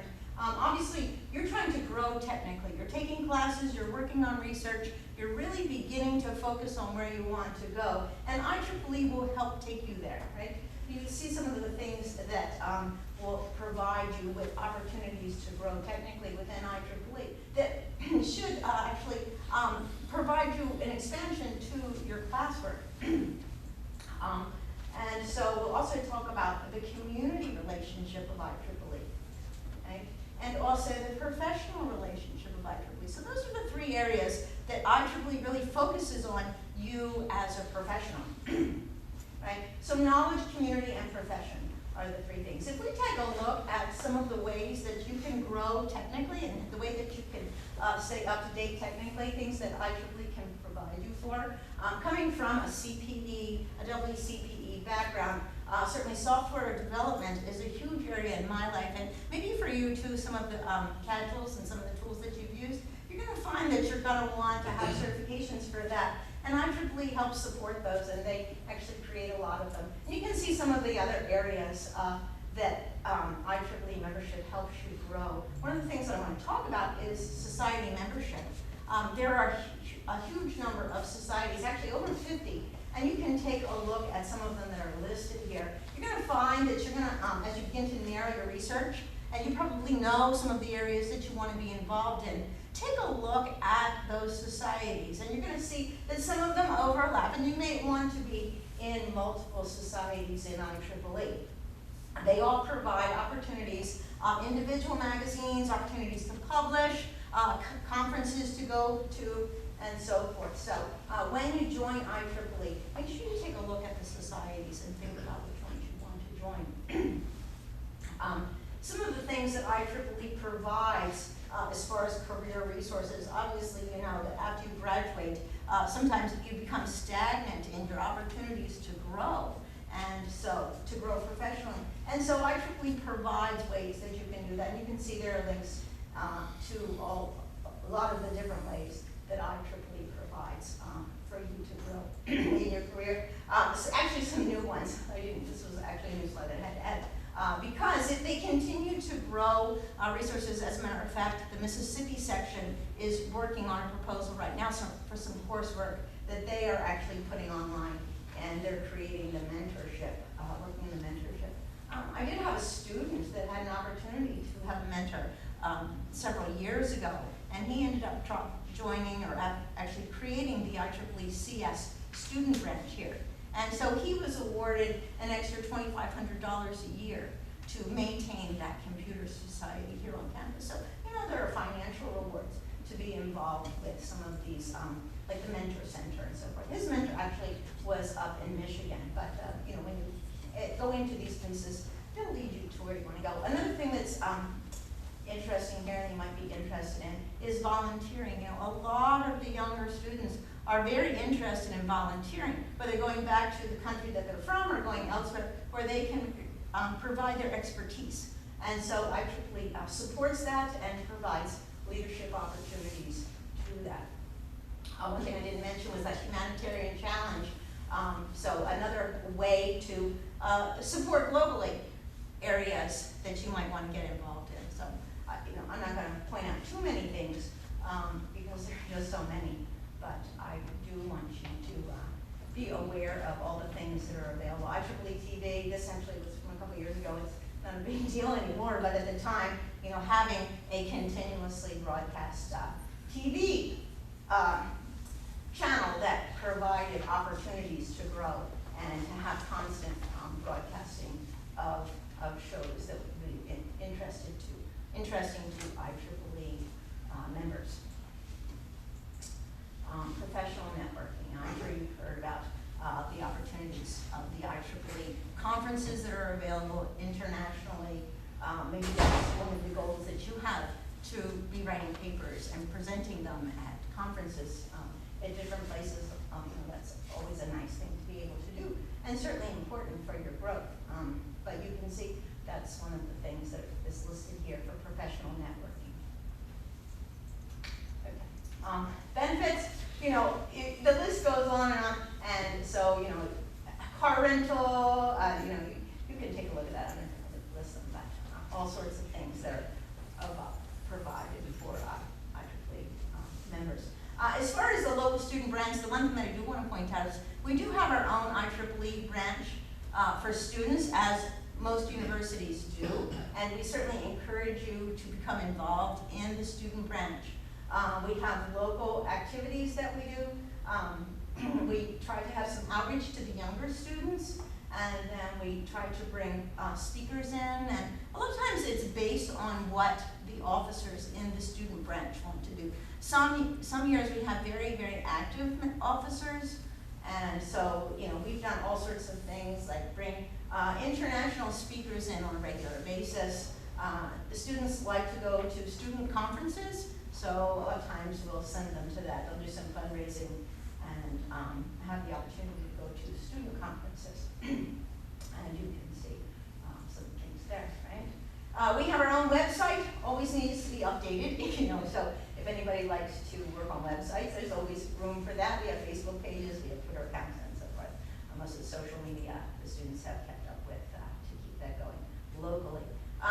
The IEEE Extreme Programming Competition, actually I think a lot of those students are over in CSE right now, but if that's something you'd like to do, it's a 24-hour programming competition, and it's usually the last week in October, but that's a fun thing to do if you like to program. The IEEE SoutheastCon competition, there's a hardware, a software, and ethics. There's 4 or 5 student competitions with that. I'll talk about that in a second. We have a Kapanu and the Future of Leadership. So, there's the extreme competition. So that's usually something that 4 or 5 students like to do. You usually have to find a faculty advisor to be willing to stay up all night with you, or at least provide them some place to sleep while you're working on your competition. Student development, a lot of times I'll have people that will say, I'm very interested in hiring students who are officers in IEEE. What students do you have that have shown leadership by being officers? So that's one way to grow your professional network. You can always do presentation skills. We're always looking for people to come and talk in classes when we go out of town. I will be doing some traveling this semester, so I may be looking for students to come and talk. So different things that you can do about being involved. AD Kappa Nu is the Honor Society. You all are graduate students, so actually you're all eligible to be members of the Honor Society with IEEE. It's a really nice thing to put on your resume to say that you're a member of AD Kappa Nu, and so there are some benefits to do that. And you'll be getting a letter of invitation to that in the near future from the present president of AD Kappa Nu locally. So, and then just more websites for you to find things within IEEE. Okay, I want to talk about we a little bit. I right. Our Women in Engineering is an affinity group that's part, and we also have that going. Again, that's dependent on the officers, but we try to meet once or twice a semester for the women in the department. We found that most of us really do enjoy getting together once or twice, and we'll usually have a speaker, and so that you will also be hearing more about that. The Computer Society, again, if you're interested in that, please get back to me and we can get that going. I haven't had too many people doing the Computer Society in the last couple semesters. So those are the main things that we have going on with IEEE locally. I mentioned the international. Make certain that you join. To join, you can just go to IEEE.org and you can look for membership, and it will directly lead you to join. Now, if you're already a member, we ask that you switch your membership to Mississippi State University, or if you haven't joined yet, make sure that you put Mississippi State University as your school, because otherwise you won't be getting all of the information. Sometimes graduate students, if they came from another school, they'll put that school instead, their undergraduate, so make sure that you put your present school, which will be Mississippi State University. Okay, all right, thanks a lot. Any questions? All right, I hope that I'll see you being involved with IEEE then. Okay, thanks. All right, I guess I'm up again. Yeah, you're with the. Okay, so let's come out of here. Yeah, help me here, Jenny, because I don't think I can reach up there at the top. So maybe I can just go here. Let me just see if I can go here. And yeah, let's do this one. And I just have as a PDF because this is actually a list of the professors that are in the microprocessor. Can you expand that? Sorry. I have my mouse. Yeah, just a little bit. No, come this way. Right there, perfect. I should have said go right, not this way. I apologize. Go right. That's perfect. That's all I need for right now. Maybe you can make it bigger. Just go where your mouse is. I think, can you see that? Yeah. Yeah, that's okay. I think they can see that. Okay. So, just listing some of the professors that are in the digital systems group.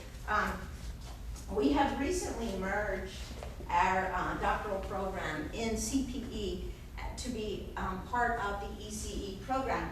And so, but we have some of the professors that are doing research in microprocessors and in digital systems. First, I'm going to start with Dr. Jones. Dr. Jones does a lot of work with IDEs, and so some of you know him already, so which is good. And so he teaches our microprocessor class, and so he's very much into literate programming. So he's writing the book for micro and working on that type of writing to learn to program. He also works with embedded systems.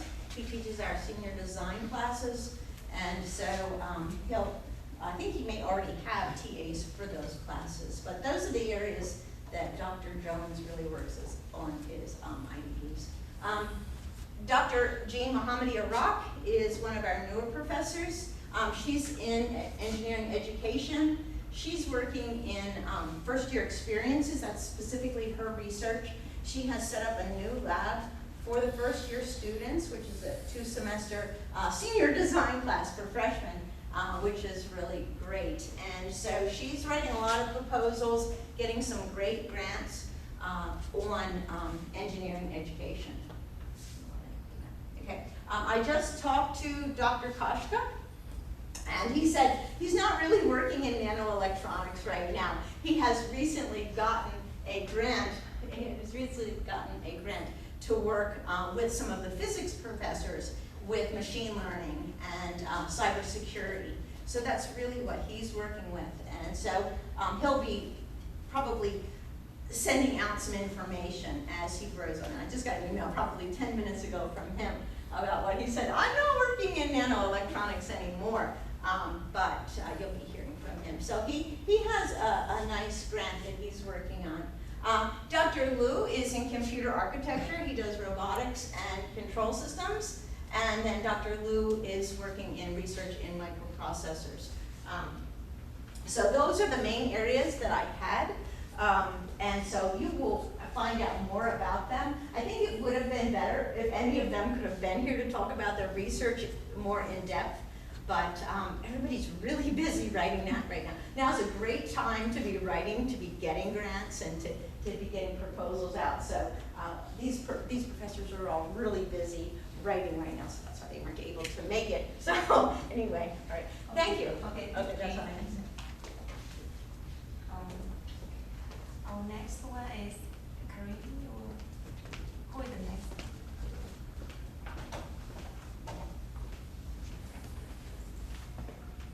I think Karin, maybe you can come. You have you memorized? Okay.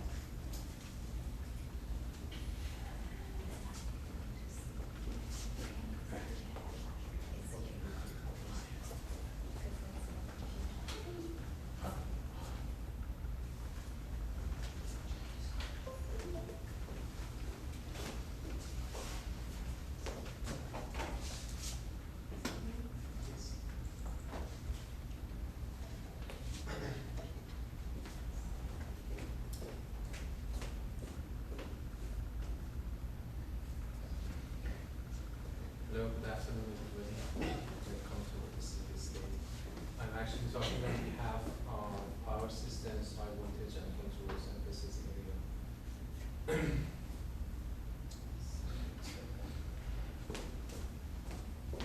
Okay, to be honest with you, please.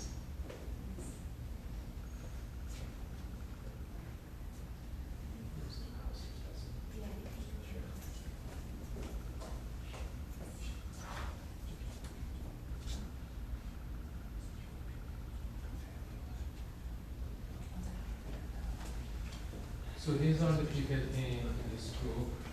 We actually currently have 6 people, and here in the order of seniority from top left to the right down. These 2 actually they are in your faculty, they started this year, so you're going to see them. So the first one, Dr. Fawley, Dr. Fu, myself, Dr. Schroeder, Dr. Park, and Dr. Zhou. So these are all working in power systems, high voltage controls, and power electronics, as I will discuss.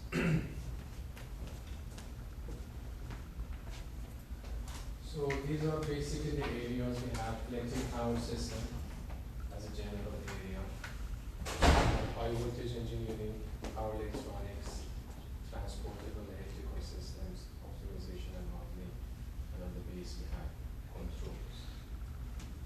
So electric power system talks about general areas in power systems in terms of distribution, generation, transmission, distributions, and the issues related to that.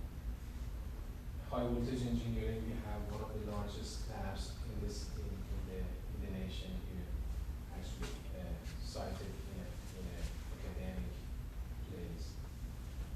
And there were a lot of issues related to the degradation of high voltage devices and insulation, those type of things in power systems.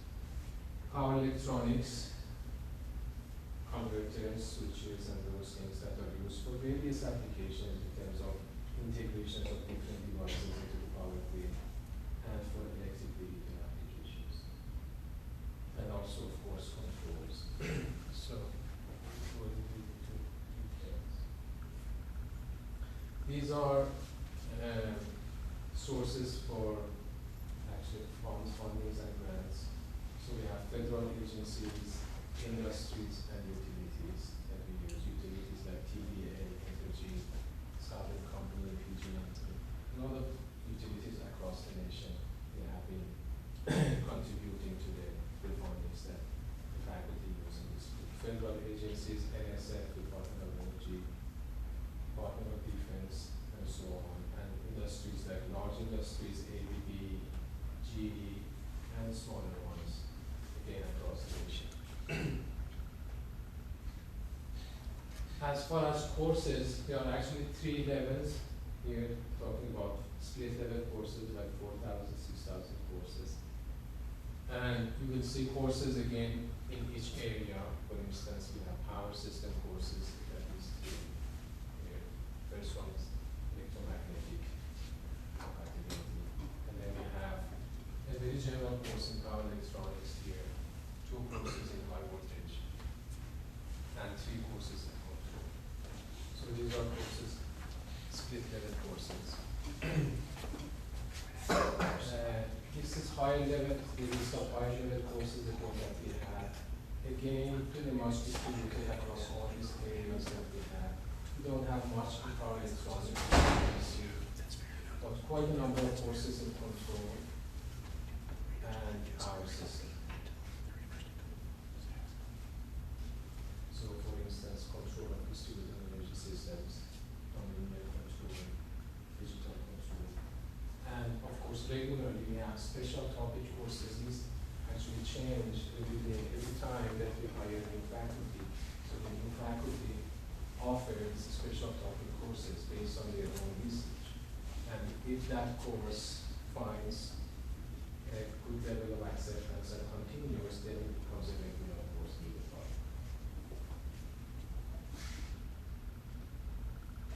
The courses offered in the coming semester in our group, there are not many, actually only 4. So we have a power transmission system of Dr. Fu, and 2 control system courses that myself teach, feedback 1 and nonlinear control, and again another control course taught by Dr. Fu. Regarding research hours for master's students, ECE 8,000, for PhD ECE 9,000. Remember to talk to your faculty advisor before registering for the course like that. Now, possible research activities in our group, I go just one by one in each area. Power system is a very wide area, so if you want to mention a few topics like optimization and economics of the power systems, dynamics and stability, and wide area monitoring and control, integration of renewable energy, and development of smart grids, synchrophasors, state estimation, cybersecurity in power system, and machine learning also becoming more and more important these days in power system. The second area is converter controls for distributed energy resources. So we have multifunctional power electronic converter systems, modeling, design, and control of distributed energy resources. And by distributed energy resources, typically we mean renewable energy systems like photovoltaic, wind, and also battery storage systems, and other types of smaller size energy systems. Microgrids, which is an emerging concept, and a lot of research topics related to modeling, control, and hybridization of these systems is actually going on. And we have nonlinear, robust, multi-linear vectors of control, again in terms of theory and also applied to power electronics and power systems.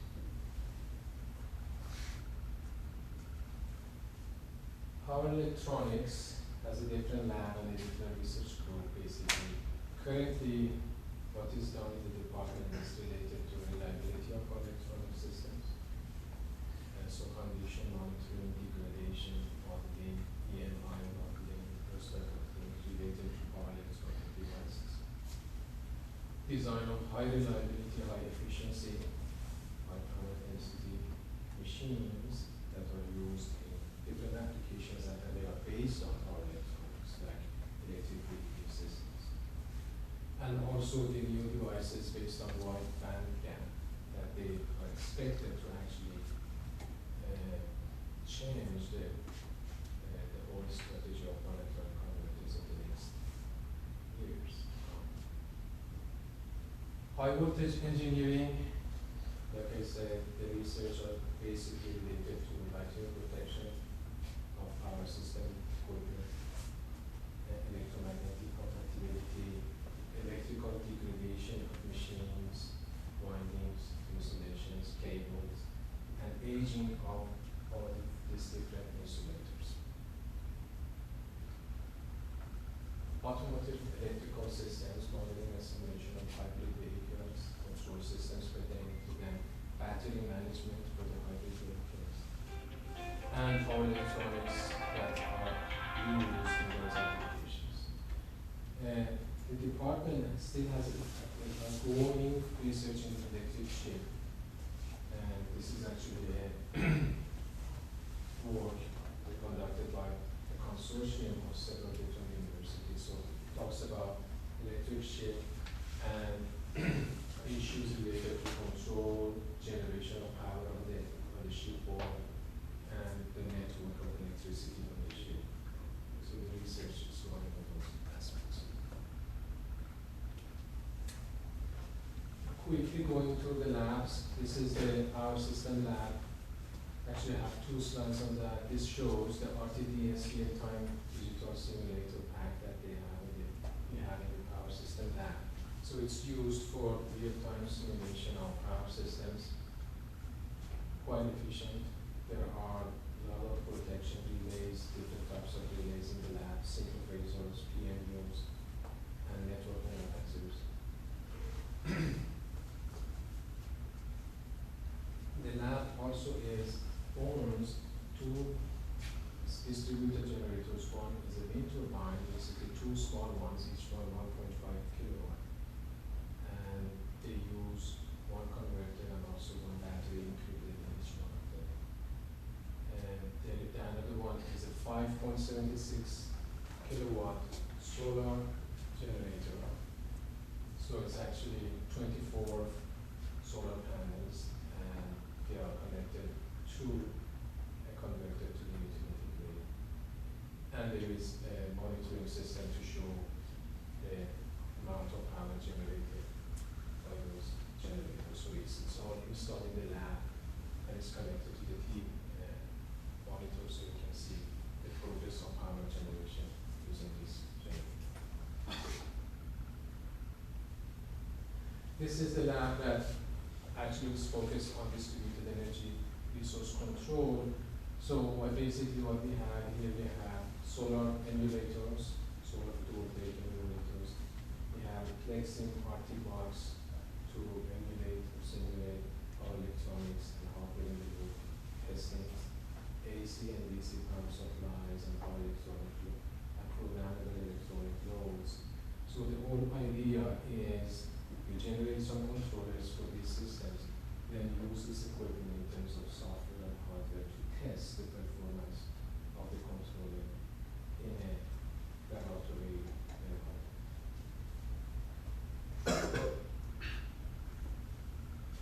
Power electronic research that is currently active in the department.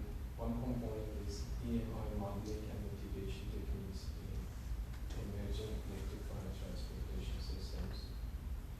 So it's basically the research group by Dr. Troy, and he is quite active in this area. There are a couple of other slides there.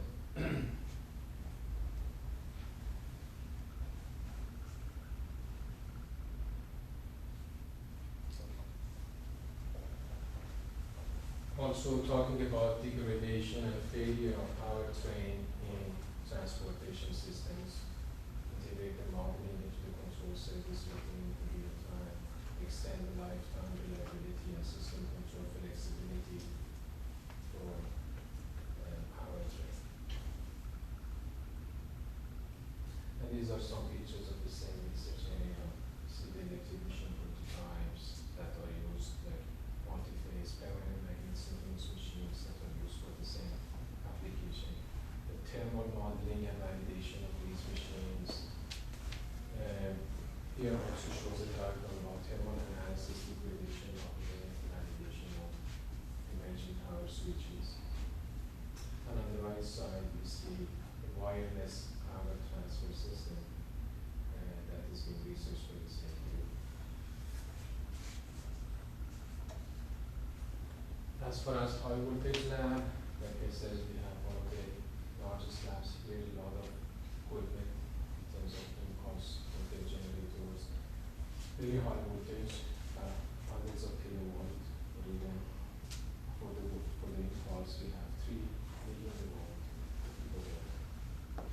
generator. For the AC and DC voltages up to 700 kilowatts. Like that. So it test facilities, control standard precipitation, environmental chambers,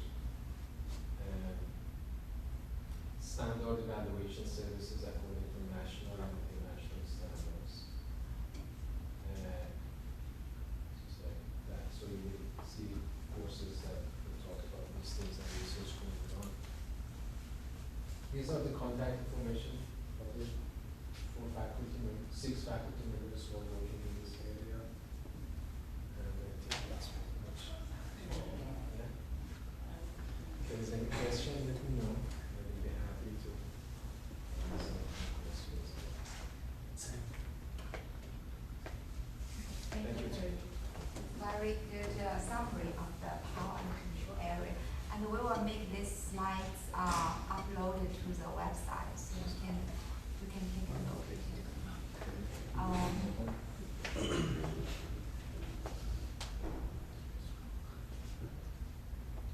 And then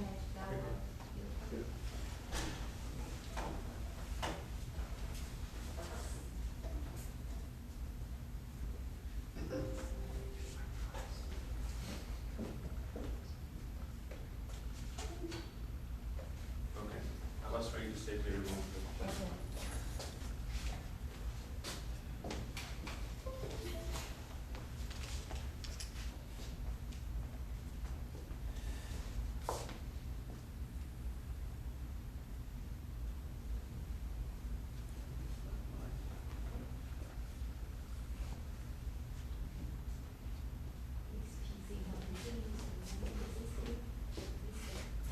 I can just second one.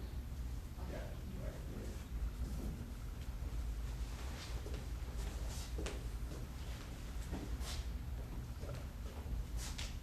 Good. Hi, good afternoon. My name is Mehmet Kuru. Welcome to Mississippi State University and our department of electrical engineering. So today I'm gonna go over our emphasis group, communications and electromagnetics. We have 6 members, Professor Donoho, myself, Chung Hong Liu, Vuk Marovich, Yu Lo, and Ryan Green. So I'll try to go over the research area of each professor as much as I can.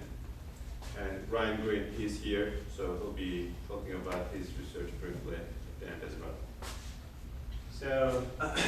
So this group is interested in antennas, microwave, computation, electromagnetics, communications, 5G, wireless network. You know, these are the main areas. So I'm gonna go over briefly those areas. And I just listed some of the courses related to communication electromagnetics. Of course, we have 4 emphasis areas. We are one of them, but they're not really completely different. There's a lot of overlap. Some of the courses that you see is maybe different emphasis area.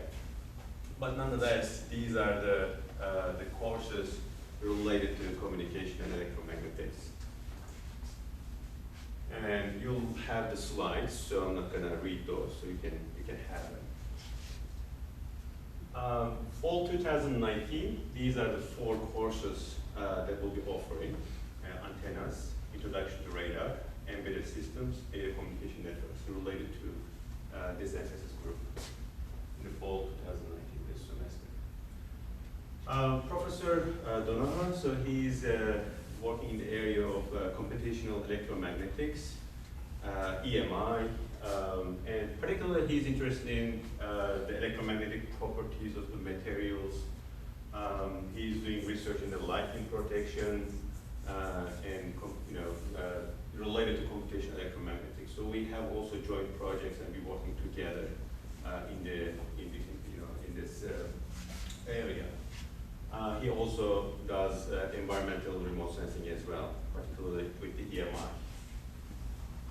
And these are the courses graduate courses oftentimes he teaches. And myself, my area is mainly microwave remote sensing. We are trying to model the environment, understand how the electromagnetic waves interact with the environment so that we can better understand the satellite data or the data that the sensor is collecting from the drones. We have currently several projects. One of them is related to one of the NASA missions. This ocean mission, they collect data over land, and we try to retrieve some information out of this satellite. We develop models for specific applications. We also develop the sensor system and put in the drone and collect deer campus. We have a North Farm agricultural field areas. We go and collect some data and collaborate with the people from USDA as well. One of the areas that I particularly focus on is the how can we use the existing signals and how can we convert them into the remote sensing, because it will be very attractive. It's a low cost, low power systems, because you're not relying on you using somebody else's signal and you're just converting them into remote sensing tools. So if you're interested in, so we have a website, so you can learn more about those. These are the courses that I offer. This semester I'm going to teach antenna course, antenna theory, and microwave theory, remote sensing. I also teach those courses. Chongkun Lear, so he's in the communication area. He's doing research in the 5G. For example, vehicle-to-vehicle communication, that's one of the area. He worked on the optimization of the base stations, with respect to the 5G, wireless network security, and there's also, the trend, making a cellular network using the UAS. So he's doing research in that area and then incorporating the machine learning into wireless network as well. So this is his email, so I'm sure you'll find his profile on the website as well. Dr. Wook, he's also in the communication area. He's mostly interested in the software-defined radios and try to understand the security aspects of the smartphones and developing a tool for smartphones. And some of the areas are here, for example, one of the main areas like the spectrum sharing. So spectrums are very congested. There are a lot of demand from different commercial or government. So how we can optimize those spectrum? How can we share it better utilize the spectrum? Some of the areas are non-linearity, wireless network virtualization. I recommend you really go and meet with those professors and learn more about their research. And but I'll try to do my best to explain what they do. All right. And Dr. Yu Lu, he's also part of the microprocessors group, so he does embedded systems, and he's also working on acoustic networks for marine animal protection, wireless network and power transmission network for healthcare of animals, Internet of Things, wireless communications, that sort of stuff. So he's working on. Again, I highly recommend you go and meet with those professors and know more about it if these topics interest you and attracts your attention. And finally, we have a new faculty. So he just arrived starting this semester, Ryan Green. So he's already here. So I'll let him to describe his research. Thank you. Hey y'all, how's it going? First off, welcome to Mississippi State if this is your first time here. And those who have graduated from here, welcome back. I'm also an alumni from Mississippi State, so it's really exciting to be back here. My name is Ryan Green at ece.mstate.edu, and I'm an antennas guy. So my dissertation was optically transparent antennas and filters for smart city communication. And what that means is antennas as clear as glass. And the idea is that you can put these on glass high-rises and mitigate some of the dead zones that are going to be inherent in the smart city 5G rollout coming up here pretty soon. So embedding antennas into glass that will take signals, reroute them, and essentially the building itself becomes the signal repeater. That, in addition to actually doing vehicular communications using windshield embedded antennas. And on top of that, I'm also interested in smart health technology. So actually developing antennas that can either be worn or implanted that can monitor different analytes and broadcast that out to something like your phone or to a computer so that you and your doctor can actually take a look at what is actually going on inside your body from a particular analyte level. That's basically the Reader's Digest version of my research. Thank you very much. Yeah, thank you, Doc. Again, all the contact information are here and the profiles on the website. Feel free to contact us if you're interested in all these topics. We'll be happy to go deeper. Thank you so much and welcome to the Mississippi State University and our department. Thank you, ma'am. Thank you. Our last one is signal processing area.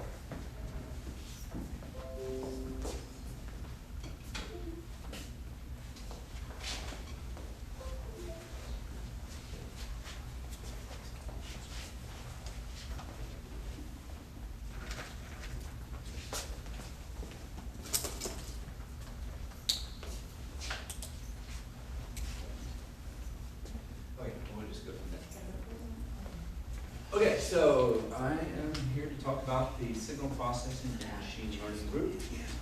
You see here we have 7 members of the group, including Dr. Du and myself.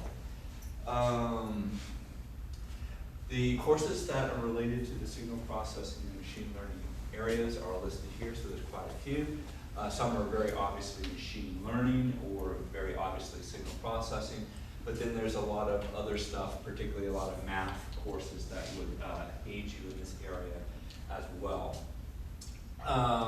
The courses that are being offered in this area in this semester, the remote sensing seminar, that's just a 1-hour class that you can take multiple times. We have introduction to radar, statistical signal processing, and digital image processing. So taking a look at the faculty and their particular research areas, we start with Dr. Ball, who is here, so I'll let him go ahead and save me the trouble of trying to decipher all of this. Thanks. So, yeah, once again, welcome here to new students and returning students. I do a lot of work basically in signal and image processing and machine learning, and these days it's deep learning. Okay, so these big neural networks that you can train with lots of data. So you've seen the intro to radar classes show up. I'll be teaching that in the fall. I also do DSP, radar, and statistical signal processing. I rotate those classes around. One of the nice things about this area is it's just so widely applicable. Okay, so for instance, I do work with calves here with this car that we've outfitted with LiDARs, with cameras, soon to be with the radar. They've taken it and gutted it and made it an electric vehicle with electric drive on it. And so we're doing automotive autonomy stuff with that. These show a few of the different sensors and kind of where they fit in the spectrum in my sensor lab at calves. In the bottom left is some work one of my former PhD students did. She's recently graduated and is working with the Amazon Alexa project, so some of y'all might even have one of those at home. But what she did was she took an input image, changed the things in the image by like playing with the intensity and that kind of thing, and we put it through multiple deep learners and got a lot more accurate results. We were just in the lab one day and we're using one of these things that would put a bounding box around people, but when we were in the lab and we were still, we noticed the bounding box jumped around. And so that observation, we were going, why is that happening? And that all led to that research. I'm not sure if this is... No, it won't work. Okay. It crashed my virtual machine. Okay. Anyway, I had a video there, and if you're interested, you can come by and talk to me, but we took the vehicle out at calves. We have a test track behind calves. And what we show is the video imagery, and then this is LiDAR imagery of the same thing. So we're scanning, same thing with LiDAR and video. So I do a lot of work, obviously, in automotive autonomy. We're trying to detect people, detect cars. Where are they? How far are they away from you, with the goal of not hitting anybody, because that's something you don't want to do with a vehicle. So that's it for me. Thanks. All right, Dr. Du is here, so let me have her talk. Okay. My research area is remote sensing image analysis, mainly about very high dimensional image processing.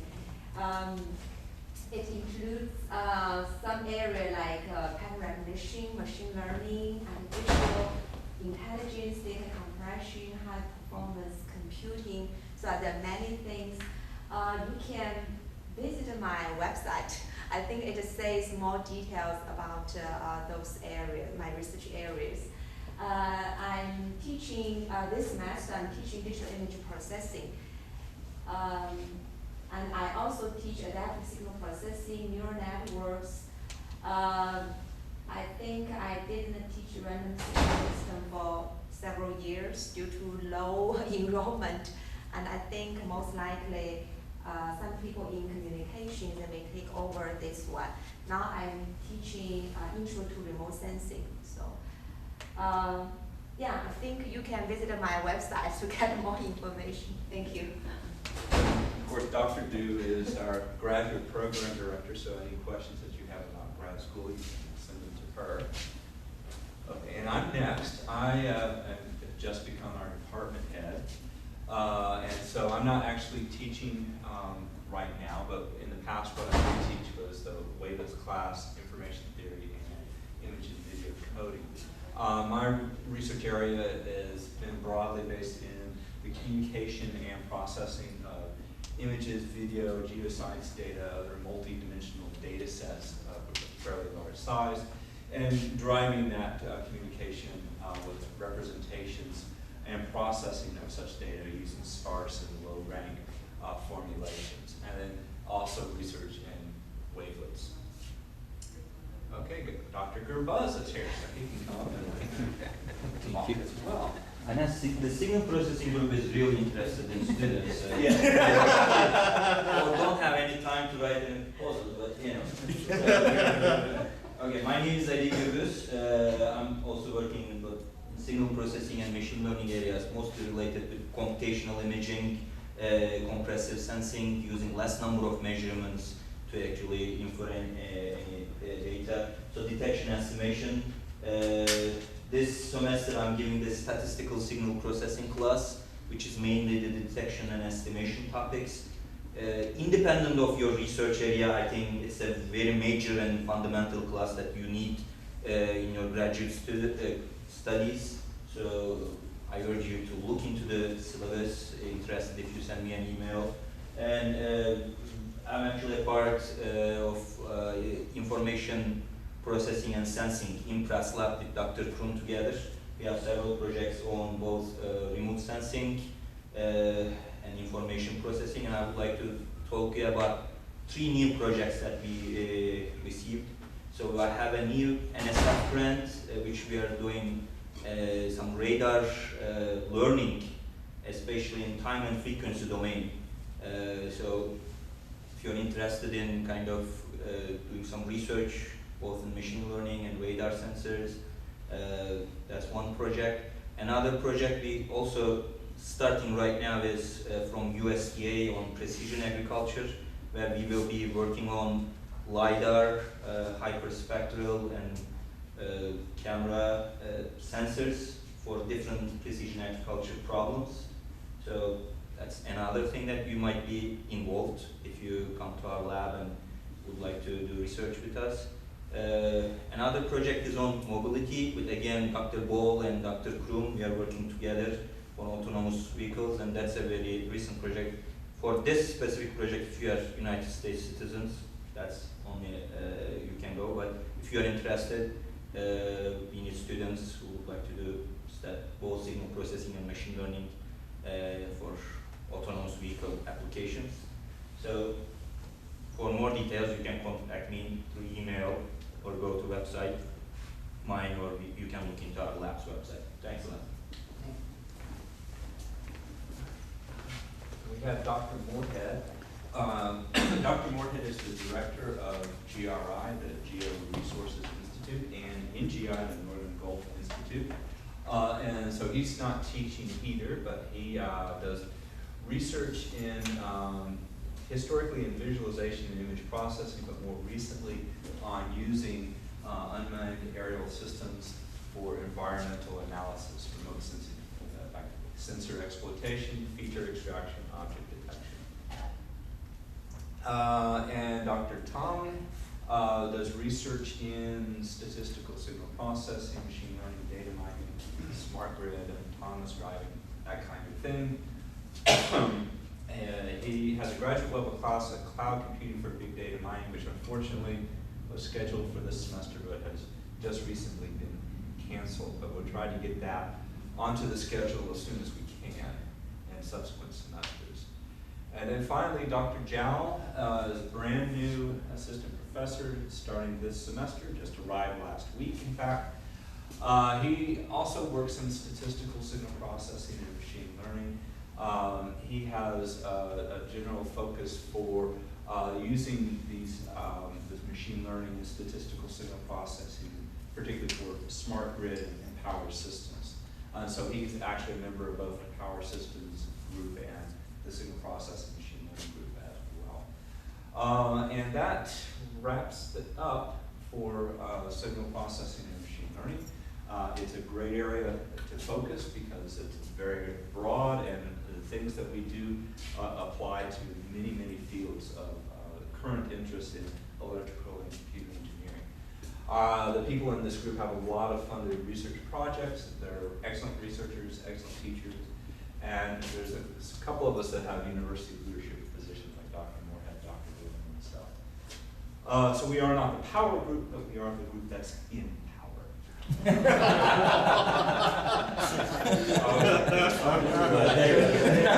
How would it be done? But, so that's it. How is it recorded? Any questions? Okay. Very good. Question. Oh, yes. Actually, how do you know the prerequisites of those courses? How do I know what? The prerequisites. That'll be all listed online in the banner system. So there's a list of all the courses and a brief description of what's in the course, and I'll have a listing of prerequisites. And then, of course, you can talk to the faculty member that's teaching the courses, and they can tell you exactly what kind of skills that you'll need, not formal classes, but the skill set that you'll need to be successful in the class. Yeah. Back to you. So I think that's all for our orientation. Okay, again, we will make these slides available to the website so you can revisit later if you want to know more details on research areas. So if you have any question, just email me. If you are interested in any professor's research, talk to those professors. Okay, thank you, and thank our faculty members to be here today. Thank you. I have a question. Yes. I'm not the only one who signed up for classes, right? Huh? I mean, classes to register, right? Do we register classes today, or? I think you can contact me next Monday. Next Monday? Yeah. So we're going to finalize the schedule, and you need to first to get released for register. Then you can start to I got my office. register courses.